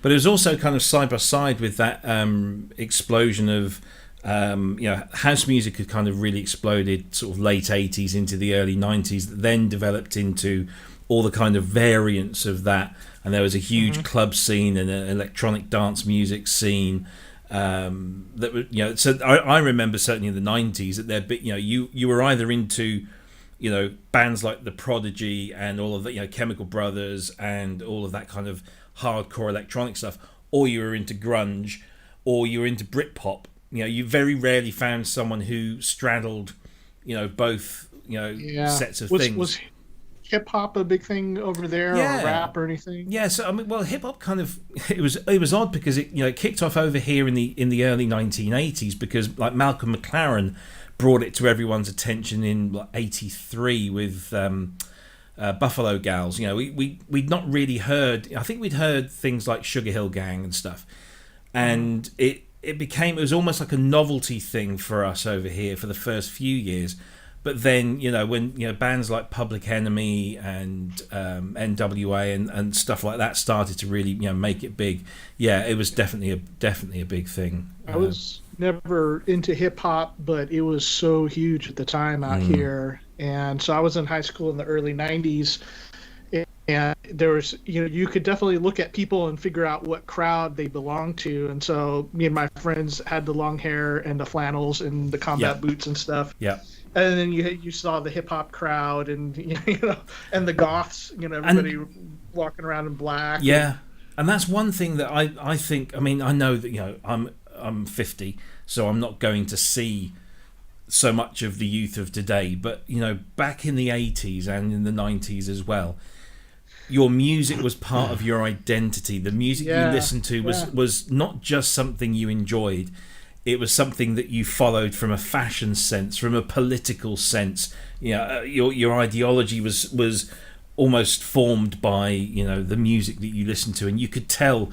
I mean, I remember in the 80s, one year I was into Adam and the Ants, and so I was makeup and braids in the hair and fancy clothes, and then the following year I was into ska because there'd been a big ska revival, so I was I was wearing college cardigans and burgundy stay press with loafers, and And then the following year, it was like Haircut 100 with chunky sweaters and Dunlop Green Flash, but every type of music had a kind of style that went with it, and an attitude and an identity, and you just don't.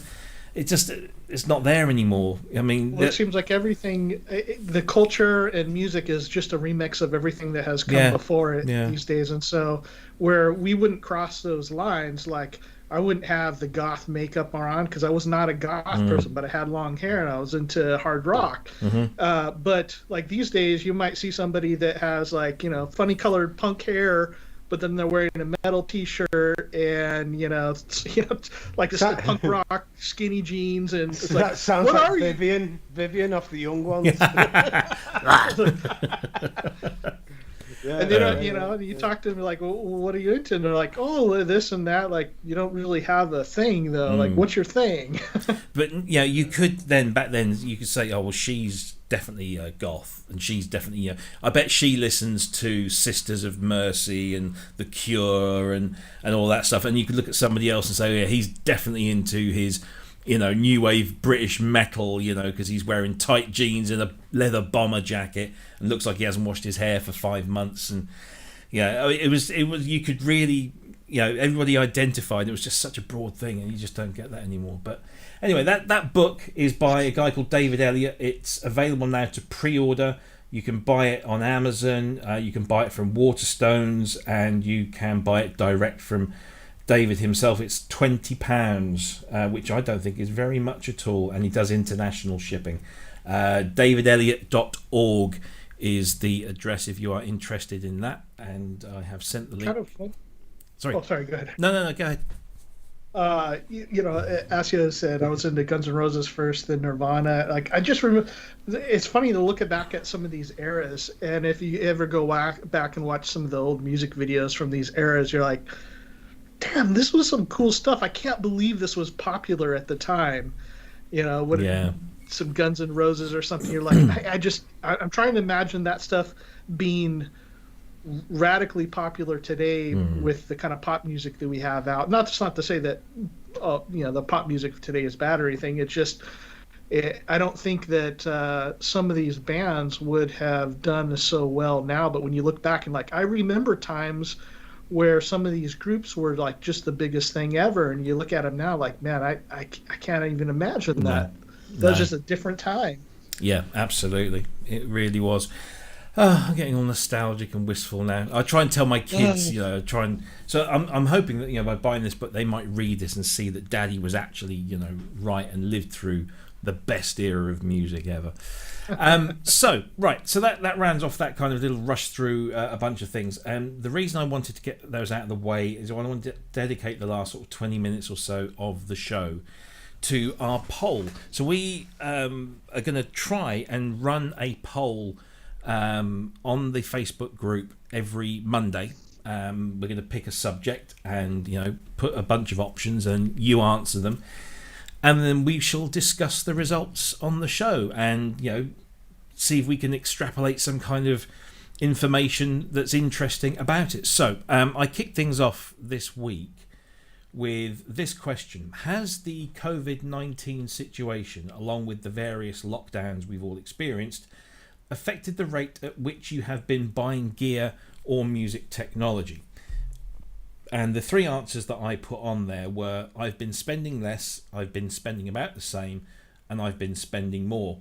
And two or three other people have added their own in, which we will cover in just a moment. So the balance is that 16 people said that they've been spending less, 15 have been spending about the same, and a dozen had been spending more. So it's fairly close, but most people seem to have been spending around the same or less. And that contradicts a lot of stuff that I'm hearing from manufacturers and retailers who are saying they're having absolute boom periods and selling loads more stuff. And I was just curious as to why that is. Native VS said that he spent too much, which I thought was, pretty much. And so did Michael also said that. Tom Martin said sold more and bought more, so I guess that's balancing it out. And Chris was saying not spent enough, which I guess we could all possibly agree with on that one. So what are your thoughts on this? I mean, I've been hearing from manufacturers and people in the industry that they're having a bit of a boom in the last 6 months because lots of people have been staying at home and spending their money online, and lots of retailers are taking lots of orders. Guys, first of all, before we get to what your thoughts are about the results, what are you, Ben? Are you spending more, less, or much the same? I'm spending nothing. Absolutely nothing. The only thing, and the people in the chat room can take a drink for this, the only thing that I've bought is some WIDI. Oh, yes. WIDI Masters. They're the only things that I've bought during lockdown. Right. Because everything that you see behind me here is the fruits of my gigging. Yeah. And because I can't gig, you can't buy. I can't add. But I don't think it's a bad thing because I'm concentrating more on what I've already got. And instead of adding, like half learning that and then adding something else that then takes all your attention because it's new and sparkly and you want to hear what it can do. Yeah. I'm revisiting things and I'm going more in depth with them and to be honest, some of the things I've got in here, they're like pure gold. It's I didn't realize quite how good some of these are. Yeah. And I'm enjoying that. I'm enjoying that level of understanding with them, and also getting the studio totally right. I spent most of today matching gains up, making sure that like nothing jumps in too loud, and everything's signal to noise ratio is really good. If I have got a bit of ground noise, I've gated that out where I felt it was needed, and so I'm because I'm not getting distracted by new toys. I suppose I'm doing the job properly now. Yeah, no, it's a fair point. Yeah, Cryss, have you been spending more or less or much the same? Probably about the same. Yeah. Different stuff though, because of programming. Like for a few months, basically summertime, I was like really intense into the Prophet 6, and so. But I would say during the time of COVID, I've really not bought any synth stuff outside of the computer. My probably big purchase for the year was the Rickenbacker 4001S or 4003S. And I'm really happy because that has been long on my list of desirable instruments, and my guitar buying stuff, like once I got into synthesizer, it took a big dive, and I also stopped playing live about the same time, or I should say in a regular way. So I had kind of channeled things more towards synthesizer, and I had sold off a lot of guitar equipment to get my Eurorack stuff. But for lately, what I've been concentrating on is plugins, and this is like plugin season right now. It seems like we had end of summer sales. Now we have like harvest sales or autumn sales, and we got Black Friday coming up. So there were some things on my list that it's like I don't really want to spend a ton of money on a synthesizer until I get more sound sets done and out. And then I can work on, using some of those funds for hardware synthesizers. But plugins have been the area, and also, really spending time using them. So like Ben said, getting something and then doing a track or doing something just as an experiment to see what can I do with this. And so that's been a really fun thing lately. And I haven't put a lot of it out yet, but to be able to use stuff in a creative way and make the most of my gear. And I think last week I talked about, I was looking into more granular synthesis stuff, and then you get that feeling like where you find out that like three of the synthesizers that you have, soft synths that you never use, already do granular, and well, I can't buy another one now because I need to learn how to use, Omnisphere or Pigments 2 or whatever. But then what I did is I actually, like Ben was saying, I was like, I did put it in action. And so I took an earlier experiment, which we were talking about Logic Sampler. I had recorded the place between the nut and the tuners of my Gretsch, and I had plucked it and recorded it on my mic here, and put it in there. And I took that sample and I manipulated it in was it that one that I did a granular patch in Pigments, sampled that thing, and then I put it into Omnisphere and did something else with it, and it ended up being this kind of crazy cool thing that, and also did it into Iris, Izotope Iris, because that was part of the package, I think, or I bought it really cheap, like $7 or $8. So can I make this sound really cool? Because my buddy brought over his Quantum and it sounded amazing. I'm like, well, what can I do for a homemade sample, and Iris 2 that I got for $8, and can I make that sound like a Quantum? And I think I did a pretty good job at it. For $7. Virtual pat on the back. No, it's true. Hell of a saving that. Yeah, absolutely. I mean, I was thinking about it, and I don't think I've spent, because of COVID, I don't think because I've been cooped up here that I've spent any more than I would have done. I think the opportunities that I've been presented with in the last 6-8 months in terms of, and I have acquired quite a bit of gear in that period of time, and I'm just looking through behind me is 1, 2, 3, 4, 5, 6, 7, 8, 9, 10, 11, 12, 13, 14, 15. Yeah, I mean, probably about 15 to 20 pieces of gear have appeared in here over the last 6 to 8 months.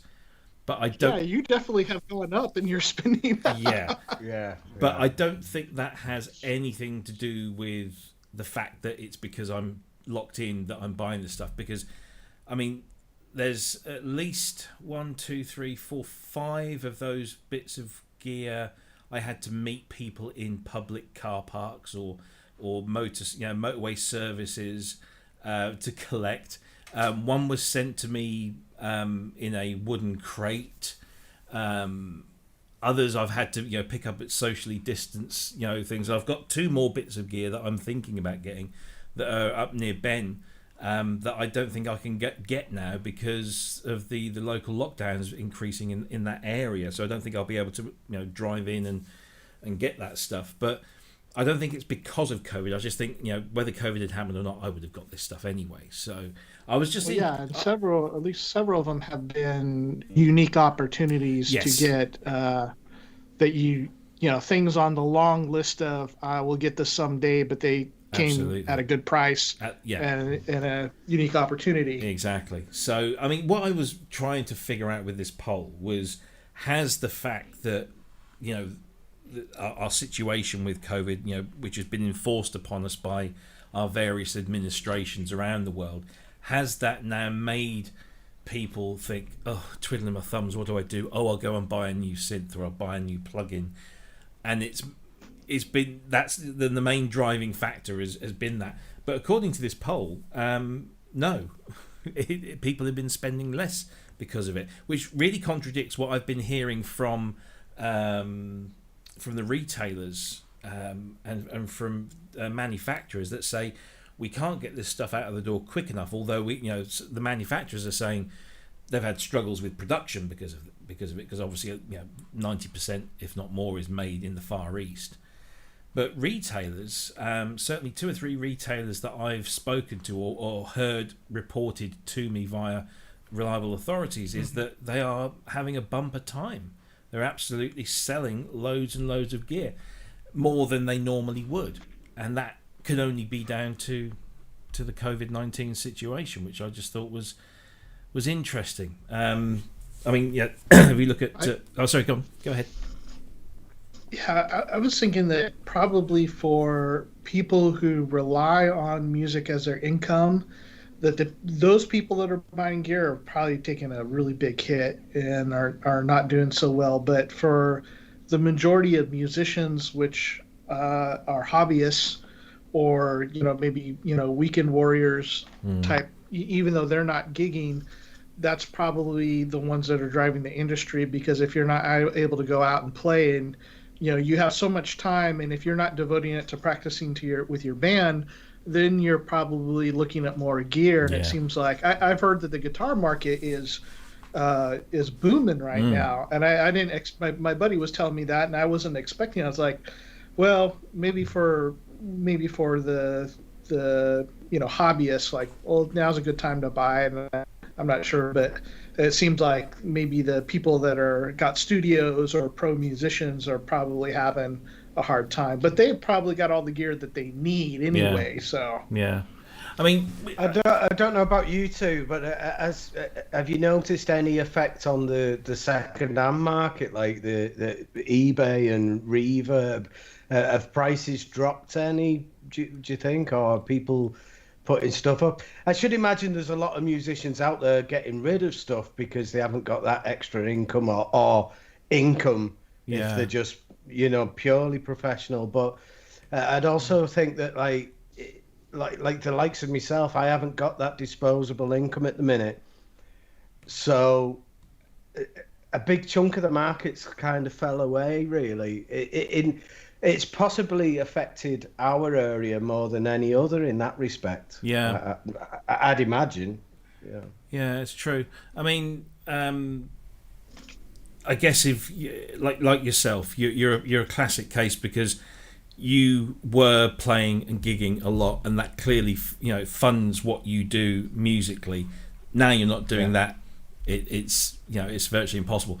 I have to say that I'm so lucky, so very fortunate that I have a good day job.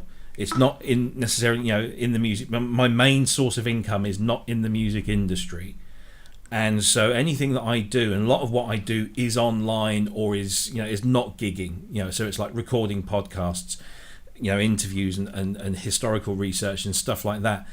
That I can do that from here, and I do. This is I don't have to go anywhere. I'm not restricted by any kind of lockdown measure there, and so I've got my regular income just coming in, and so I'm still able to acquire things as and when the need takes me. So I guess I know that I'm so incredibly lucky. I'm touching wood right now, the table, nothing else.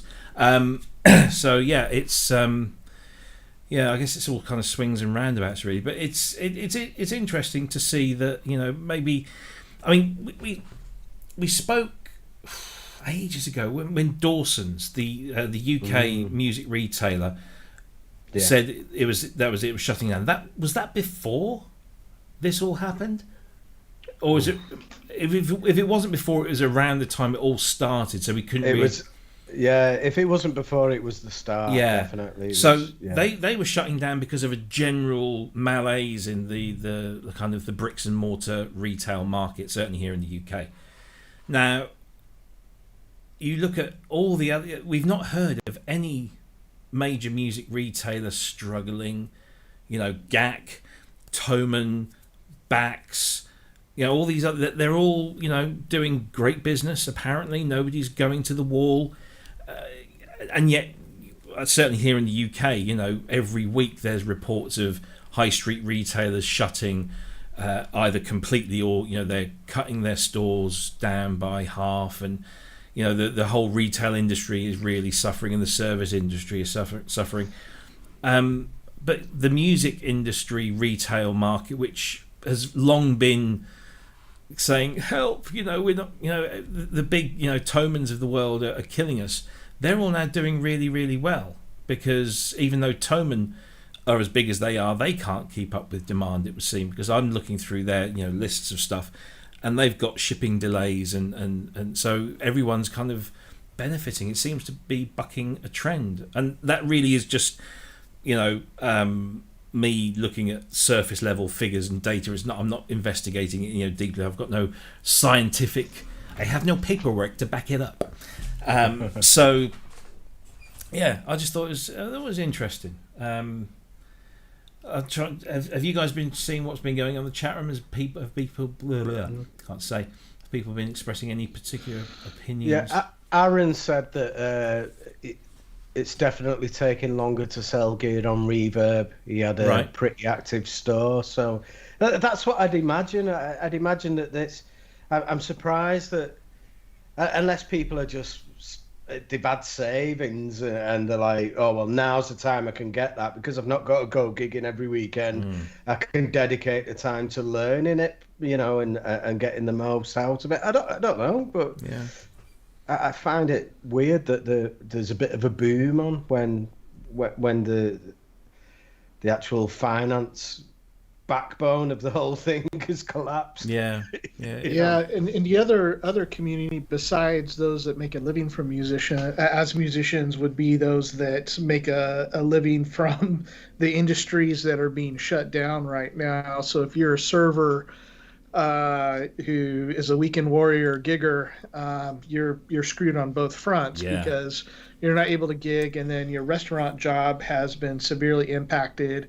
Maybe your boss is hurting and is going to close down his business, and that's probably I imagine the job market is not really open right now. It's not a good time to be looking. So No. That's got to be tough on a lot of people because there's been so many. I mean, I've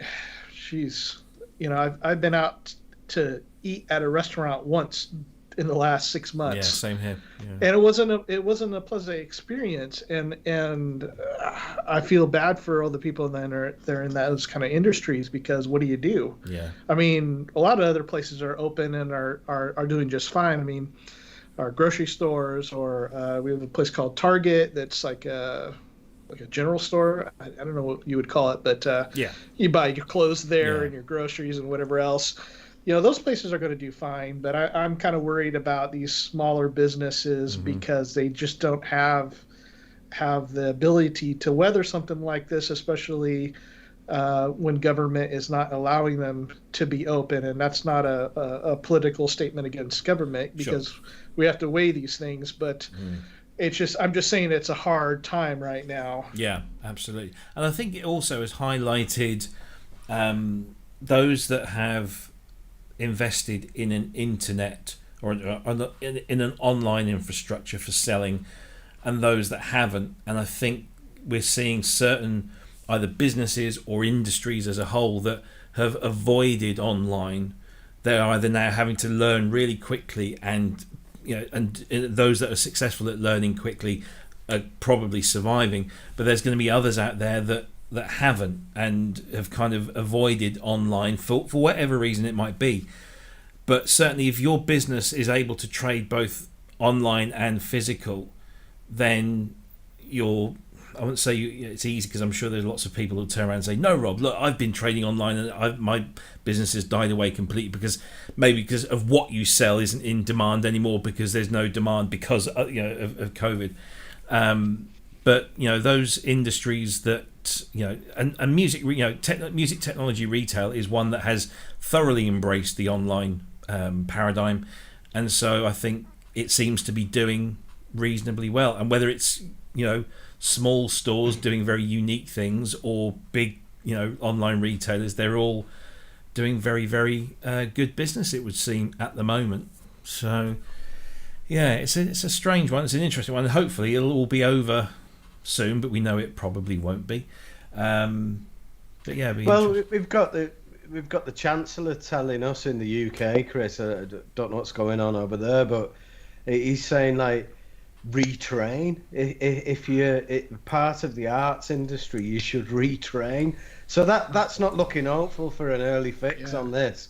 Do you know how long is it going to take to retrain? They put that advert. They did this advert. I'm not going to go and look for it now because it riles me every time I see it.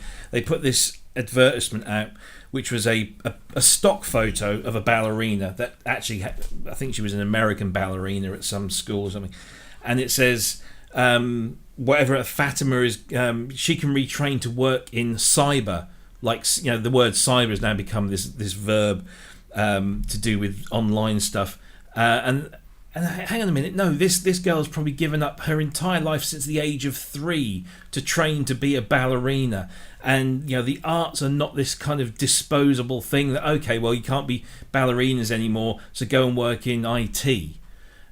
And they pulled that advert after 24 hours. Such was the furore and the backlash. And I must admit, it's one of the finest demonstrations of the power of the internet, the amount of memes that came back at the government on that one was the amount of genius work. Because I mean, they offered it to him on the plate with that thing, but the amount of genius work that came out was fantastic, and it just just to the government. That was just sickening. They tried to devalue the arts, and what's it, the Robin Williams quote from Goodwill Hunting? I think not Goodwill Hunting. What's the other one? Oh, Captain, My Captain. What's that? Yes, the teacher movie. Yeah, the teacher movie. Society.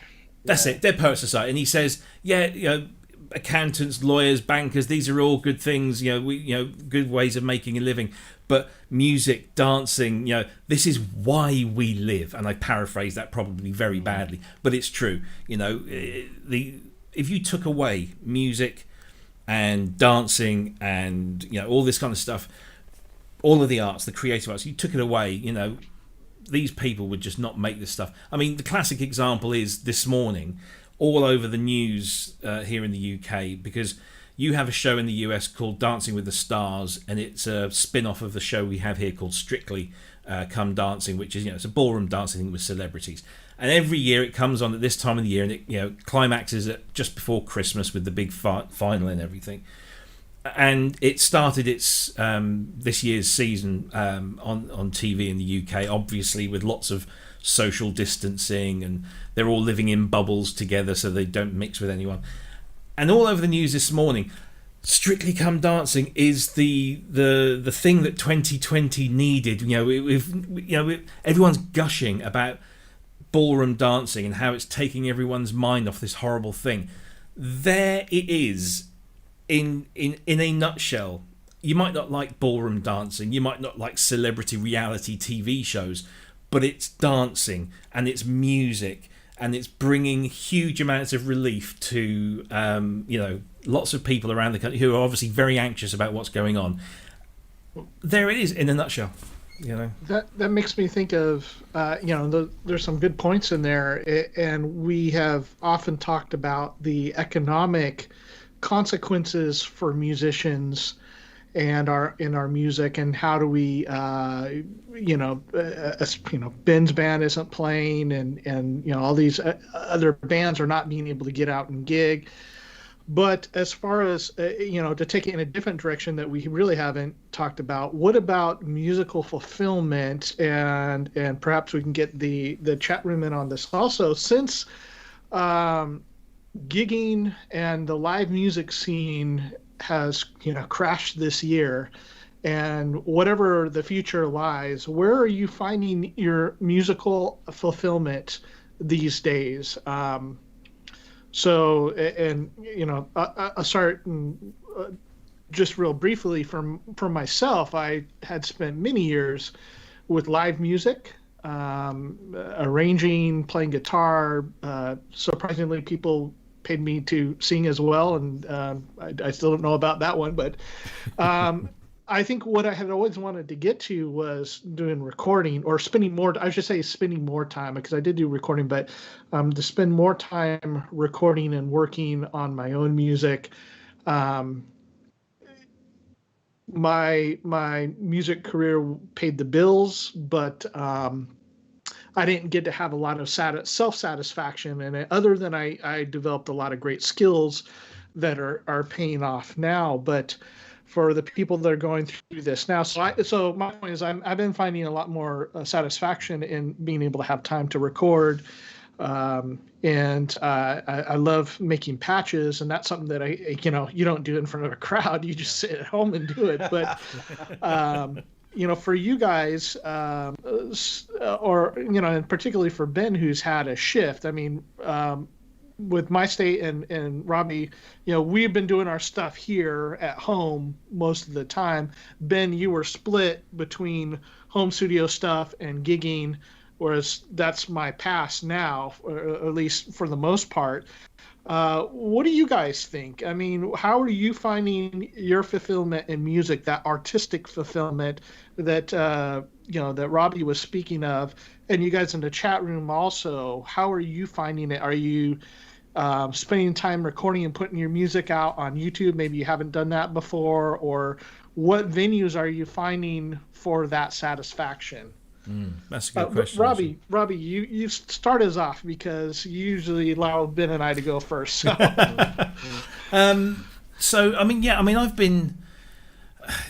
I have to be completely honest here. This whole COVID-19 thing, this whole lockdown thing, has barely affected me in any way. You know, I have a day job where I sit here at this very desk, except I'm facing that computer, and I do my day job here, and then at 5:30, 6 o'clock, I shut that down, and then I just do what I normally do, elsewhere, podcasting, editing, that kind of stuff. That has not changed at all. My entire life has not changed. I am not a very active person. I go out maybe at the weekends to buy some records, and I've got a whole pile of stuff down here. I mean, let me show you this. This is, I'm still trying to get through, all of that vinyl there that I've got, and there's stacks of it, and I would love. I actually thought once, a little while ago, that wouldn't it be nice to have, to be furloughed for a few weeks? Then I can just kind of put my feet up and listen to this stuff and catch up. I just haven't had the chance because nothing has changed for me, and I know that I am. I'm not like everybody else in that regard, where people haven't been able to go to work. They have been furloughed and laid off, or they can't go out and do their thing. So where am I getting my musical satisfaction and my artistic satisfaction from? Pretty much all the same places I did before. And I'm just taking advantage of the things where, bands are doing online gigs now, or they're doing this, films. A lot of films are being shown online before they go to the cinema. So I'm taking advantage of all those unique ways that other artists are using to try, and I'm trying to support that as much as possible. I'm buying things on Bandcamp, and instead of just randomly buying, I'm waiting until Bandcamp Fridays, which is now a kind of regular thing, and then I'll buy it on that day, so that at least the artists are getting that extra thing. So I'm just trying to do my bit in that way by sort of paying paying it forward, or paying it back, or whatever you want to call it. But no, I mean, to be perfectly honest, I wish I'd had all the time on my hands to do like what Ben's been doing and exploring things, but nothing's really changed for me, which sounds almost flippant, and I really don't want it to be, but that's just the reality of it. What about you, Ben? Well, it's completely changed for me. I've gone from 2, maybe 3 gigs a week to none, nothing at all. And I do have a day job, and that thankfully pays the bills. But as for paying for new investment, and that it's not something I'm going to be able to do until I get back out again. Electro 80s kind of had some problems, and COVID kind of saw us off really in that respect. But some of us have rebanded, and we're going to do something new. So that's where all my creative efforts are going at the minute. It is to make something that was bigger and better than what we had before. Yeah. So gigging for 15 years with something, you can really put it under the microscope. Would work better if we did this, and we're going from the ground up. So as we're building the tracks, well, what we're going to do is we're going to build all the tracks that we're going to do. We're going to record a couple of CDs. We'll get them out to fans, and then obviously we'll take parts out, and that's what we'll perform live. And so it's quite exciting in that respect, but it's also it's a bit of the unknown, because we don't know when we've got to be ready for. we presume it's a way off. We're presuming it's kind of the middle of next year, probably, that we need to be ready for, but it could be longer than that. Yeah. But yeah, and the ability to do this deep dive on equipment that I've had for a while and not been able to do.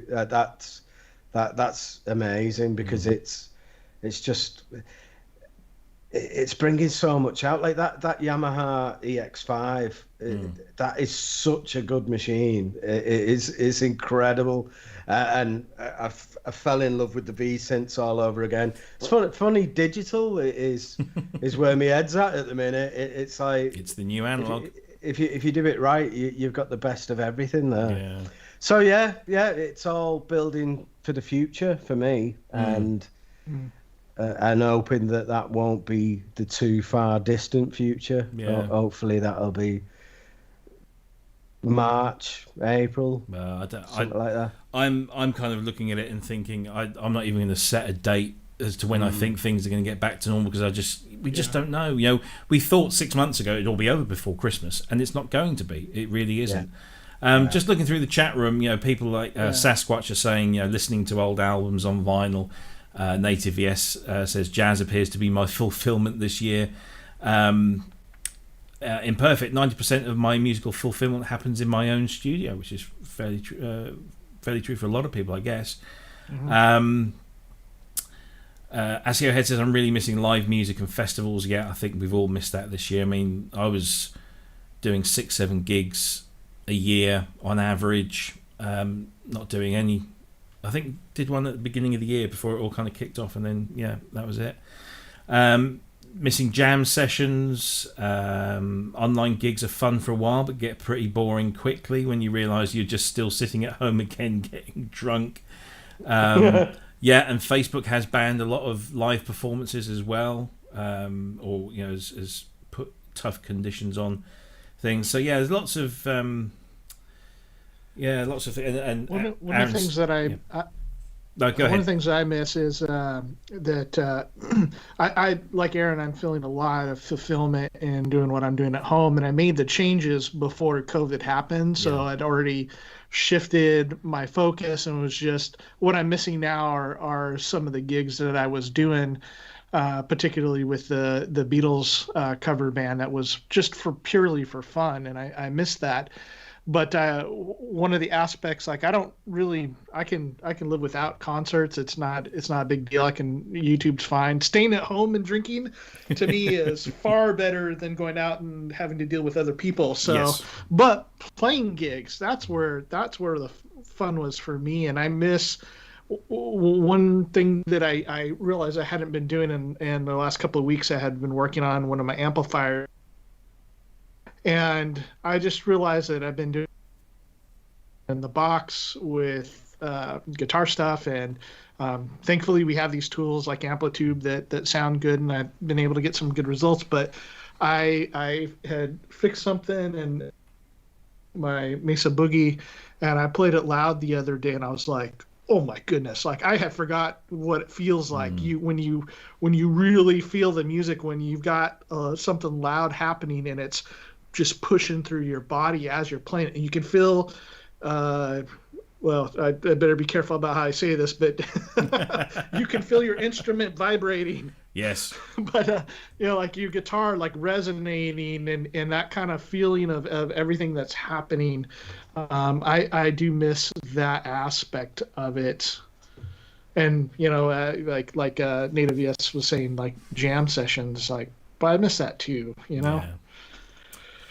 Yes, there's a lot of things, and I hate to be, Mr. Doom and Gloom. I just can't see things changing drastically as quickly as we'd like them to, as we hope they might, because of a myriad things.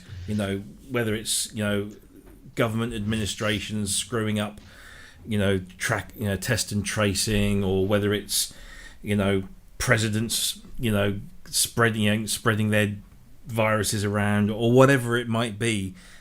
I think public confidence is going to take a knock as well.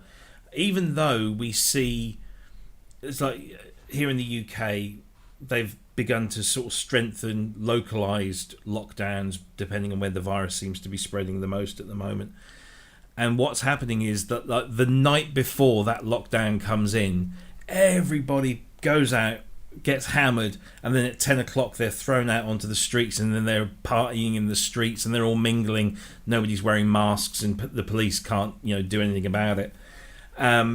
So that clearly those people aren't bothered, but the majority of people who are doing what they've been told to do, and and stay indoors and protect themselves and protect their families and stuff, I don't think I'll be confident enough that when we are in a position to go public again and and mingle at football games or gigs or just walking around the supermarket without having to worry about masks and touching things and disinfecting stuff. And I just don't think the general population will be that confident.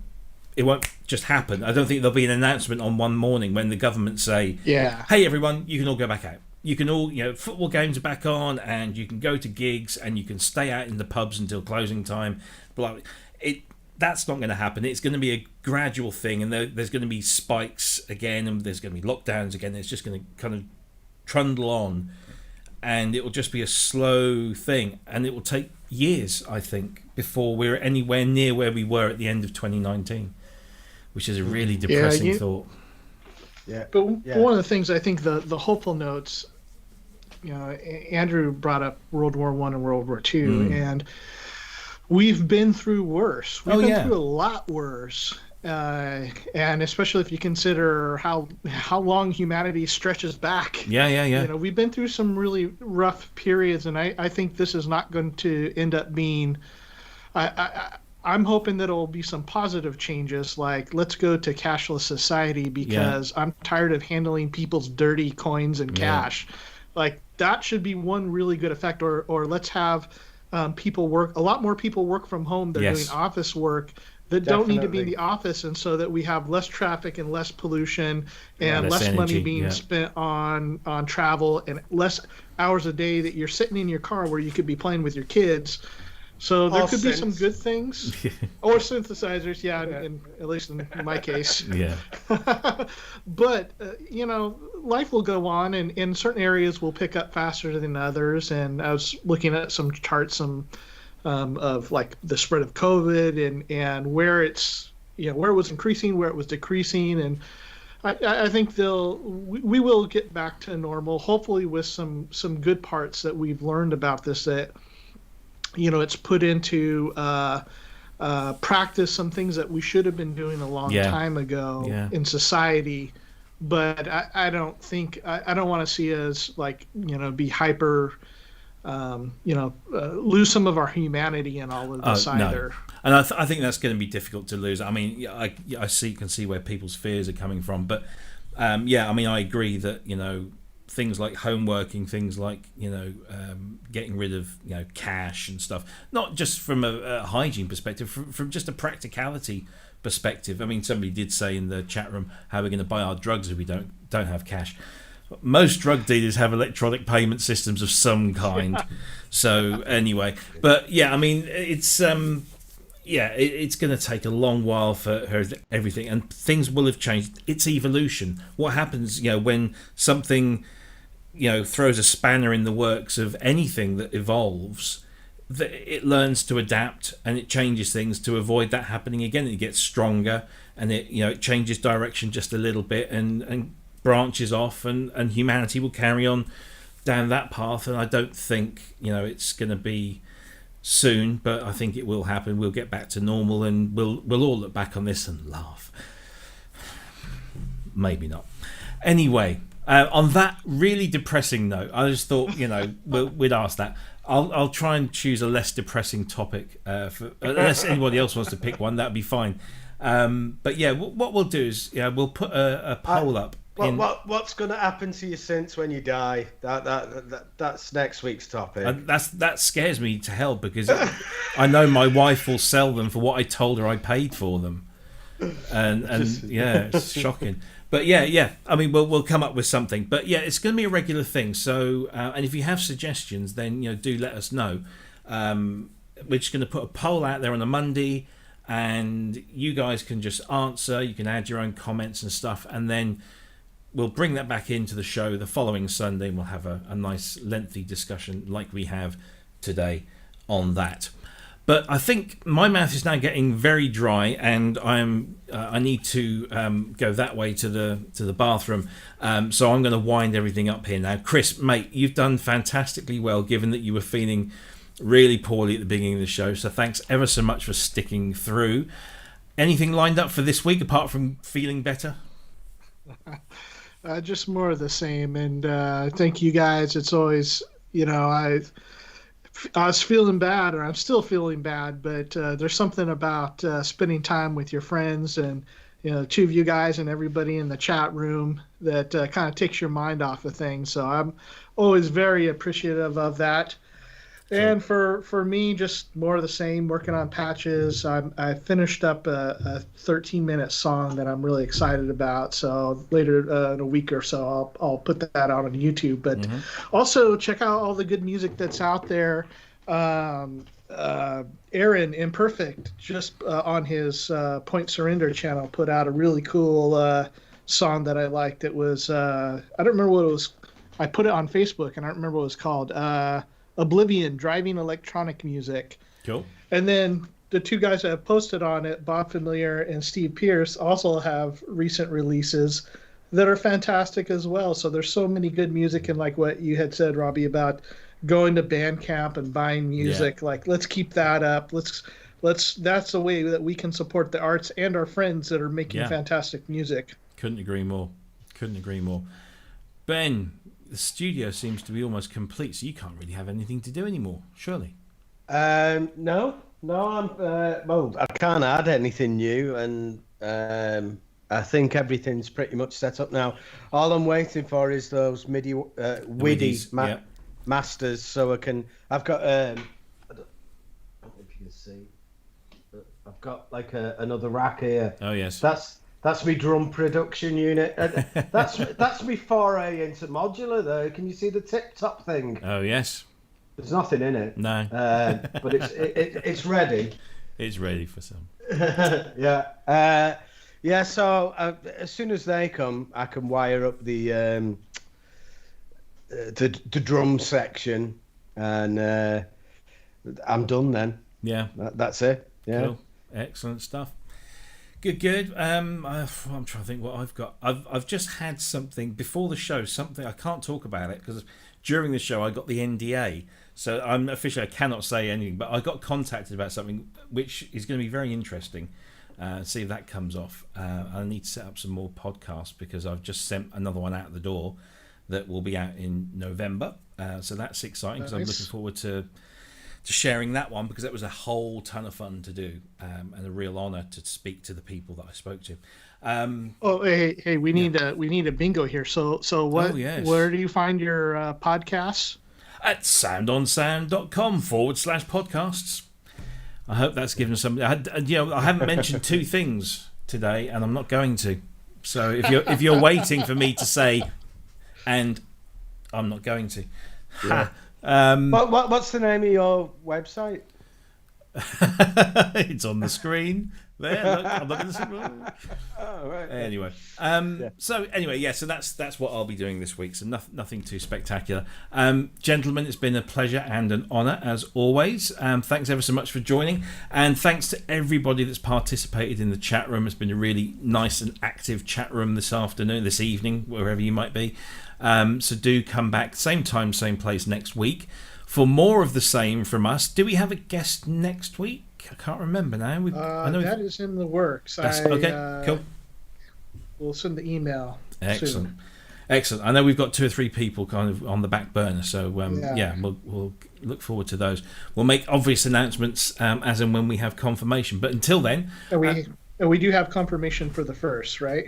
Yes, I do believe we do. I think. You want to announce that one, or who? Yeah, you have to remind me who it is again. Michael Whalen? That's Michael, yes, of course, Michael Whalen.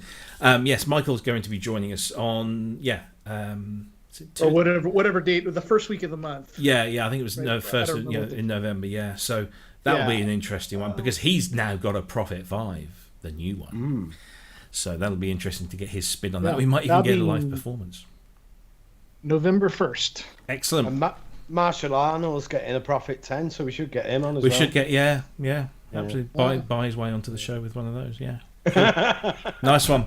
All right then, gentlemen, thank you ever so much for your company as always, and we will see you same time, same place next week. Don't forget to hit like, subscribe. The more you like and subscribe, the more we get, or the potential, more we get in terms of income. And we are looking at alternative methods to do this to make it more professional and slick. But we need support. So please hit like, subscribe, and make sure you hit that bell to get notified of upcoming shows. We'll see you all in a week.